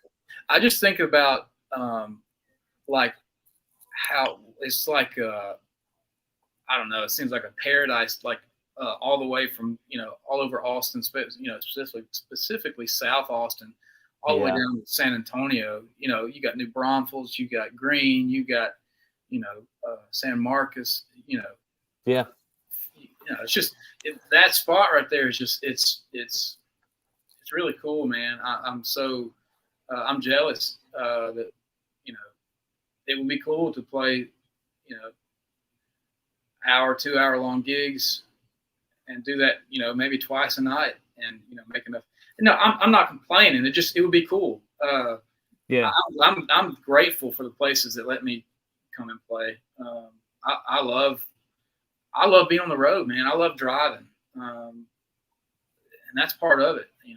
I hate being away from family. I love when my family, my wife and my girls can go, but it doesn't happen most of the time. And it's understandable. I mean, they can't go every weekend, but it's fun. I mean, that's part of it. It's being on the road is it's different. It's a peaceful feeling, but you've got that tension of, I've got to make it to this place at this certain time, but it's cool to me. I love seeing places. I love driving.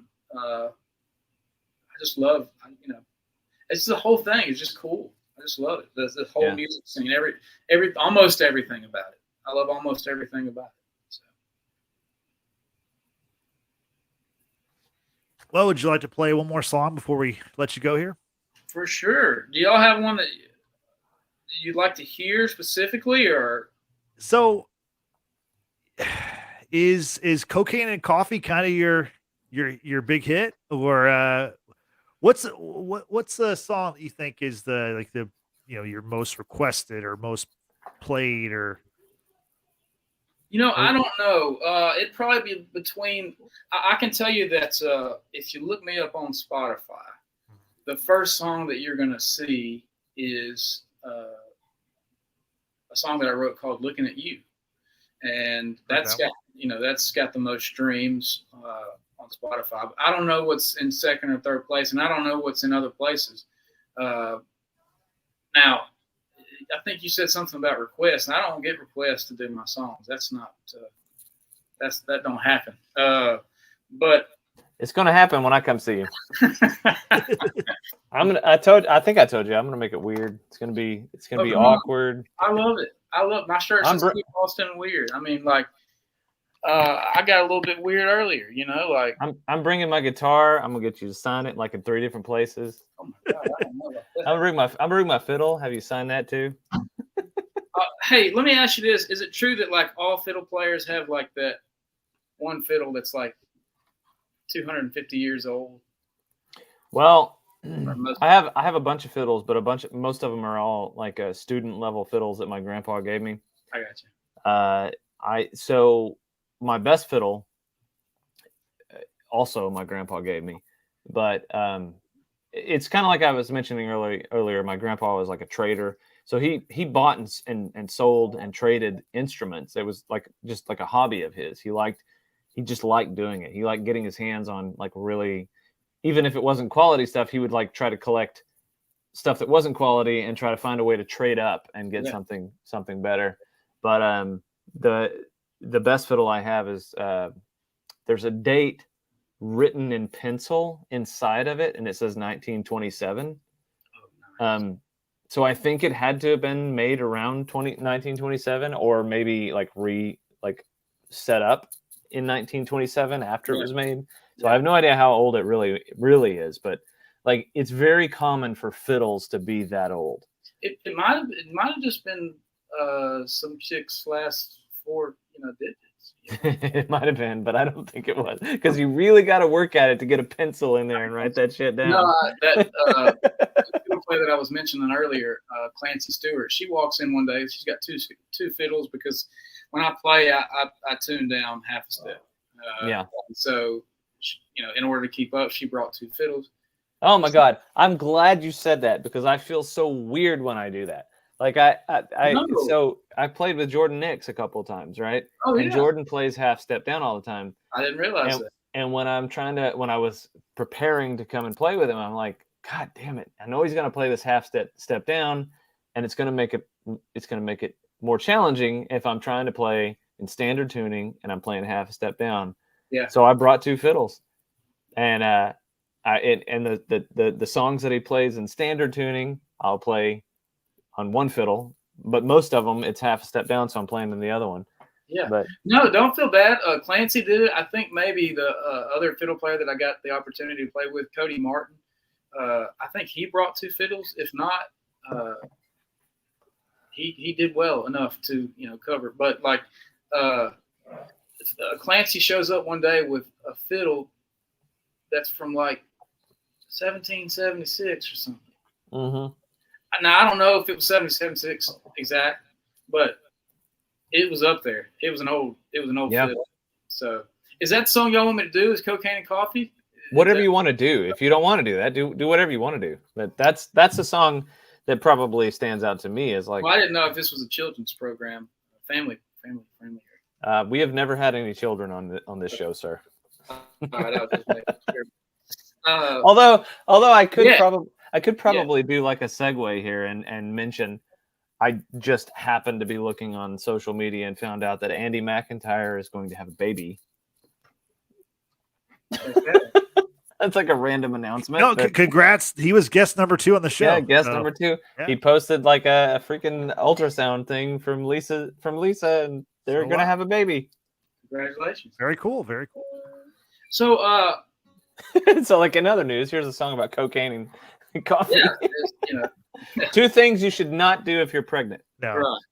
Well, and I say this when I play the song live, but there are some things in this song that in my household they're teachable moments. These are things that you don't necessarily want to do. So, the things that I sing about aren't always, it's like Eminem. Did he really hate all those people that he said he hated, or was it just a storyteller? I don't know. I think he might have hated a lot of them, though. Yeah, you may be right, probably. But teachable moments in the song, and the story behind the song is this: I've got an uncle that's moved from Natchitoches, Louisiana, to Branson, Missouri, and before he moved, he sold his house. And when he sold his house, he grabbed his pistol. It was like one of the last things he grabbed. And brought that home with him, or to the new place with him. And he sold a car as well. And so he had this big old wad of cash with him because the purchaser, the buyer, paid in cash or whatever. And he had one more thing that I'll get to in just a second, but he got pulled over on his way up to Branson, Missouri. And I'm guessing somewhere around Damascus, Arkansas, because there are 2 places that are like speed trap capitals, at least from what I'm familiar with. Robeline, Louisiana is the speed trap capital of Louisiana. And then Damascus, Arkansas has got to be the speed trap capital of Arkansas. So I'm guessing somewhere around Damascus, Arkansas, he gets pulled over, and he's got these items in his car. A wad of cash, a pistol, and that one other thing. And the police officer comes to the window and begins to speak to my uncle, and says to my uncle, "Sir, what's going on with that pistol you got sitting in the car there?" And my uncle says, "Well, officer, I just sold my house in Natchitoches, in Louisiana, and in my move, I grabbed my pistol. It was literally the last thing that I grabbed. That just goes to show you how much I cared about it or how much I needed it. It was, I forgot that it was even down here. Story checked out. Pistol was registered to him. And then,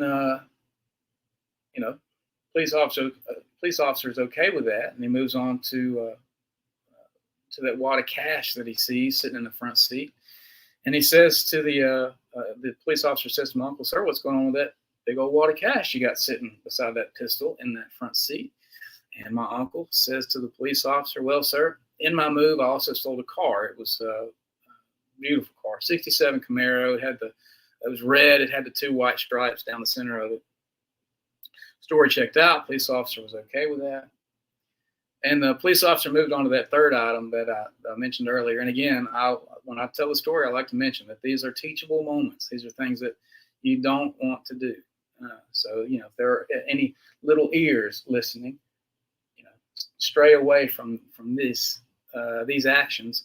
And police officer saw the pistol, the wad of cash, and he says to my uncle, "Sir, what's going on with that bag of meth you got sitting beside that pistol and that cash?" And my uncle just, cool, calm, collected, keeping in mind that he's had diabetic episodes in the past while driving. He says to the police officer, "Man, I'm just trying to stay away." And I couldn't get that off my mind, man. Somehow my uncle never spent a night in jail. I don't know how it happened. He got off scot-free. I guess those cops up there in Damascus, Arkansas had better plans with that bag of meth than my uncle did, but I couldn't get that off my mind. And I sat down and I wrote this song. This song is not true to his story. It's just inspired by my uncle's story. It's a song called "Cocaine and Coffee." It goes like this.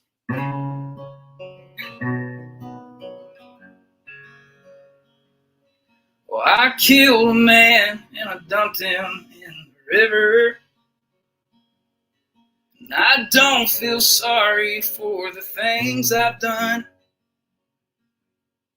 He pushed and pushed until I pulled that trigger. Now for 3 days I've been on the run. There's only so much in this life that a man can take. But I got cocaine and coffee to stay awake.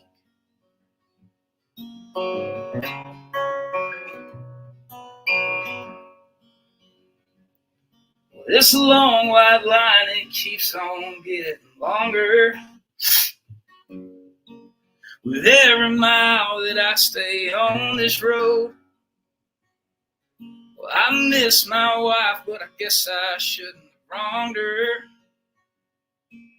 This old boy is carrying a heavy load. There's only so much in this life that a man can take. I got cocaine and coffee to stay away.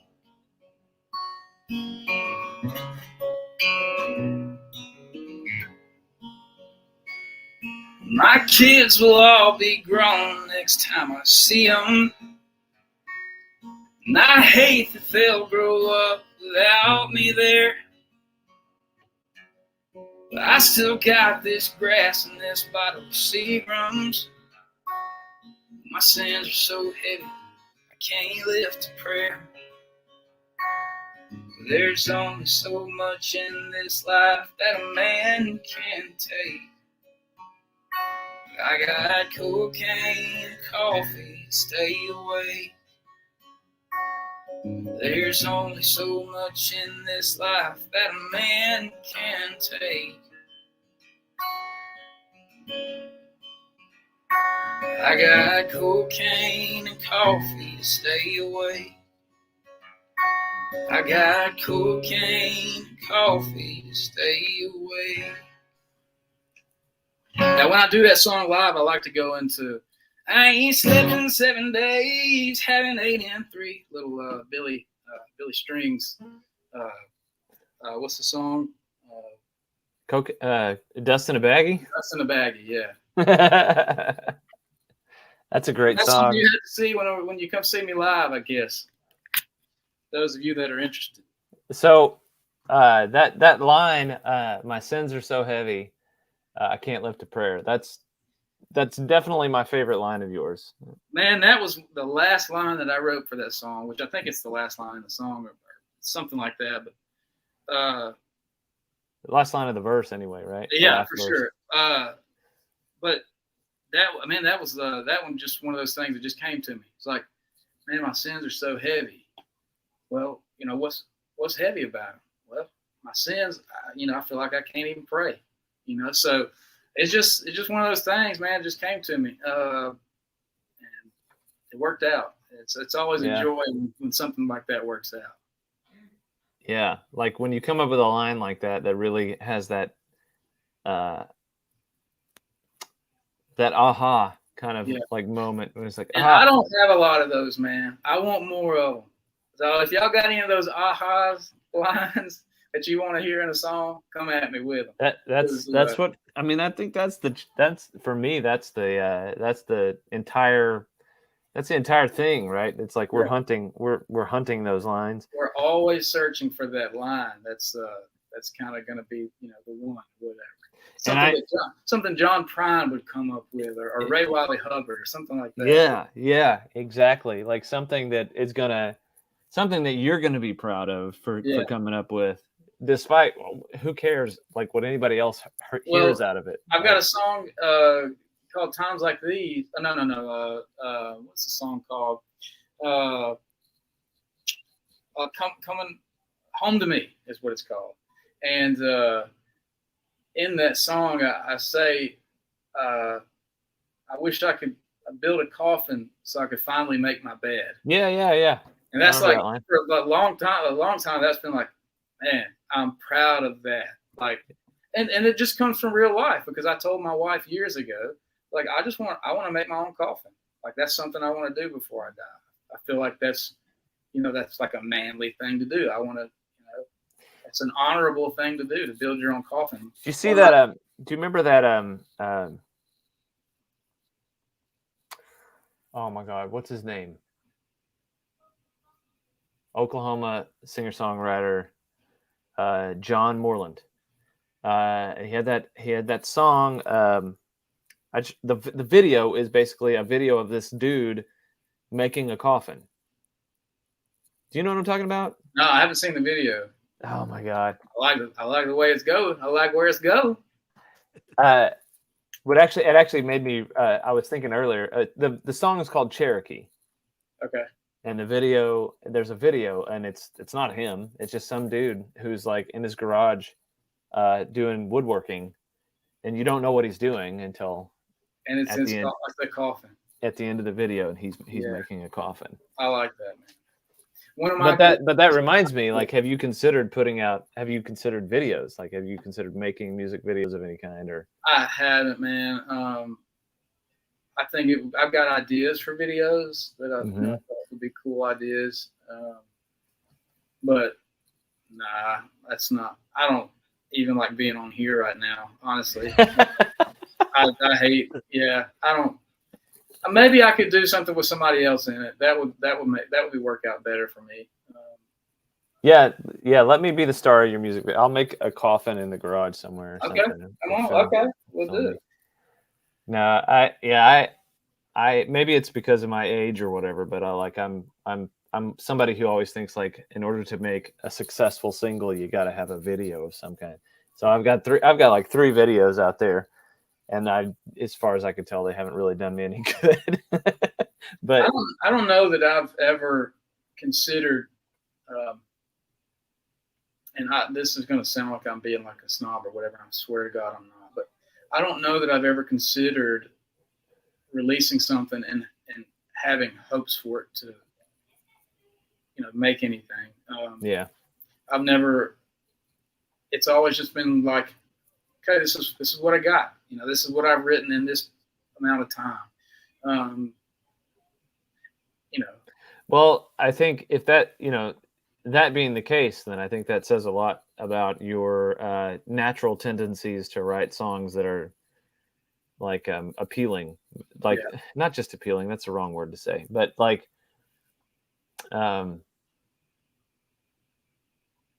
they have that factor that like you write songs that could be on the radio, that could be somebody's next hit. That's the way I hear your songs. Yeah. Anyway. Like pretty much everything you write. That's always been my deal. Is I've always wanted to. I've always wanted to be the guy that writes the songs. Like you have an intelligent approach to lyrics, but you also have a great knack for catching a great melody for a chorus as well. Yeah, I appreciate that. I just, man, there's sometimes like times like these are, other songs of mine where I'm trying to be serious, and then stuff like Run Little Rabbit, just like it's playful, it's whatever. And so I'm just happy to be able to contribute something to. Man, there's a lot of people who put stuff out, and frankly, it's you hear it and you wish it. Not even that you wish you hadn't, but you hear it and it's like, okay, I've heard this before, or it's not really. It wasn't. It didn't turn my head. It's like,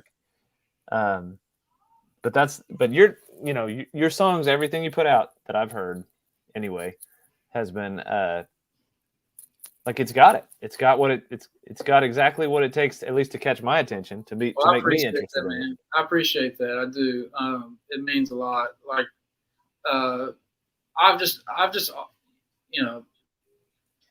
when I started doing this, so I was a worship leader for 6.5 years. So I was on staff at a church, and I didn't play live like secular music at all. Especially, out and about. I played Sunday mornings and, whatever. But I worked for the church. And then when I left and started playing music in, other places, restaurants, bar and grills and breweries and whatever I could find that wasn't 21 and up, I hammered away at it. And, I was so worried though that I wasn't going to be accepted. I came from like a very manipulative background, very backbitey, or, I don't know what the word you want to use, but like, I was just worried that like, they were going to like, who are you, whatever. And it's just been the opposite. Everybody's been so cool. Justin Merritt, Lucas Jagno are the ones that really like, and Tobin Jagno are the ones that like, they really push me to write, and they make me a better songwriter, and they're great friends, and they're coming up with great stuff too, man. They got stuff coming out, right and left, and it's just, I'm just so, again, glad to contribute and just to be a part of whatever's happening. I feel like something's happening, and I feel like there's like a revival of, like the spirit of like Guy Clark and Jerry Jeff Walker, or maybe it never died. And, we've just been this fringe movement that is just keeping that music alive. I'm just happy to be a part. I'm happy to have discovered guys like Jesse Daniel and Dallas Burrow and Tweak and you and just everybody that's, in the scene right now. And just, it's very cool, man. It's very, it's like, what a time to be alive. It sounds cliche, but it's like, there's some people putting out some really fantastic music, and it's an honor to be a part of it, man. It's just so cool. Yeah, you're definitely one of those people. And Derrick, how can people find your music? So I'm on Spotify, Pandora, Amazon Music, Apple Music, iTunes, and YouTube. You might could even find me on like LimeWire or Kazaa. Kazaa. Oh my God. Napster. I don't know, man. You might could find me on there too. OnlyFans. Maybe. I don't know. But I'll be back on Twitter today. I mean, like I'm able to get up on there, so I'll mess around with you guys and bring that McLendon character. My name is actually Derrick McLendon. Derrick Todd McLendon. There's nothing spectacular about my name. It's I just get called a lot of stuff, and so I don't know. A group of friends of mine came up with that McLendon, and so that's where that comes from. But yeah, I'm there. I'm on Spotify, Pandora, Amazon Music, Apple Music, iTunes, YouTube, maybe Tidal. I don't know whatever DistroKid sends my stuff out to. And then I'm on Instagram, Facebook. Facebook is each one is a little bit different. Instagram is a lot of pictures and videos of used to be family stuff, but now it's really mainly about music. Facebook is pretty much the same way. I've landed myself in Facebook jail so many times that I've just given up. And I think that was how I even got to that Twitter and started becoming part of this underground, good music Twitter group, I guess is what I would consider. It's like, I think Facebook went down for like 24 hours one time, and that was when I made the decision to jump over to Twitter and just leave Facebook on. But each one's a little bit different. My Facebook is where my grandma is. That's where we say nice things, right. and so YouTube is videos, and then Twitter is where we go to cuss. That's where we go to. It's all the stupid ass jokes that we think of while we're like taking a shit or whatever. Yeah, I'm a flow of consciousness tweeter. So like if it comes to the old dome, it's going to get out there. So, and then we have a friend group that when things should not be online, we send it to them. That's kind of where it stays and never gets brought back up. It just goes to die. But yeah, each one's a little bit different. You can find me on all these places. That's where I'm at. That's where I'll be. Okay. Yeah, we got a couple of your links in our description below. So if people are interested, click on the description. We've got your Facebook, your Twitter. We've got your website, which your website's awesome, and your Spotify. Yep. What are you gonna say, Jason? I was just gonna say that, like, having you on this show, and the folks we've been getting on this show. Like this is why I want to do this. Yeah. Because I think that you're somebody that I could see. You need more exposure, but I think you're somebody that I could see. Like I want to tell my kids that I know you. Like you can tell them. You can tell them all day, and they're like, because that's the kind of thing. Because I see that talent in you. I see your songwriting ability and your voice. Just your voice alone, you could sing fucking, as they say, you could sing the freaking phone book, and I appreciate it. And I would listen. But you also are a very good songwriter. So this is tons of fun for me, just to be able to like steal you for it's been like 2 hours now. I had a blast, man. Let's do it next Tuesday. Like I get to steal you for 2 hours and talk to you. Oh, you guys will do it next week. I'll be in background. I think we're actually off next week, but I got you. Yeah, it's good to take a break, man. It's good to rest. You got to take a break. But no, it was great to have you on the show. We really appreciate y'all hearing your great songs and talking to you. You have such great stories and your experiences, and so we really appreciate having you on here, Derrick. Thanks, man. It's an honor. I really appreciate you guys inviting me on and having me, and not turning me off as soon as I started talking or singing or whatever. No, we hope that. Okay, we'll get back to you next week. Right. No, we hope to have you back soon. I'd love to be back, man. Jason, before we get out of here, give us some of your plugs. Where can people find your music? I don't know. On the places where people listen to music. I got a show coming up. When do I have a show coming up? Oh yeah, I'm doing Texas River Tonk. I should plug that. Texas River Tonk. I'm doing that on the 29th. So that's like almost 2 weeks from now. And then I will be playing at Boat Town Burger Bar in Kingsland, Texas on the 31st. And in between that, I'm going to be going to see Bowling for Soup in Buda. There's the off chance, if I can find somebody to watch my dogs, that I will travel to the DFW area and catch Zach Welch and his album release party thing. But is Lucas playing? Is that the one Lucas is playing at? Lucas Jagno on the road show? I think that they're doing the one this upcoming weekend. I think it's this upcoming weekend. Yeah, I think so. But the one that he's doing the album release thing is like on the 20. It's the 29th. It's the same day as the as I'm doing that podcast. So if I was going to go, I have to, first of all, I have to find somebody to watch my dogs. So that's the challenge. I've never seen Zach live. I want to. He's a great songwriter, man. But I have seen Lucas Jagno in the Roadshow live. And if you like honky tonk music, if you like a good time, get to one of their shows.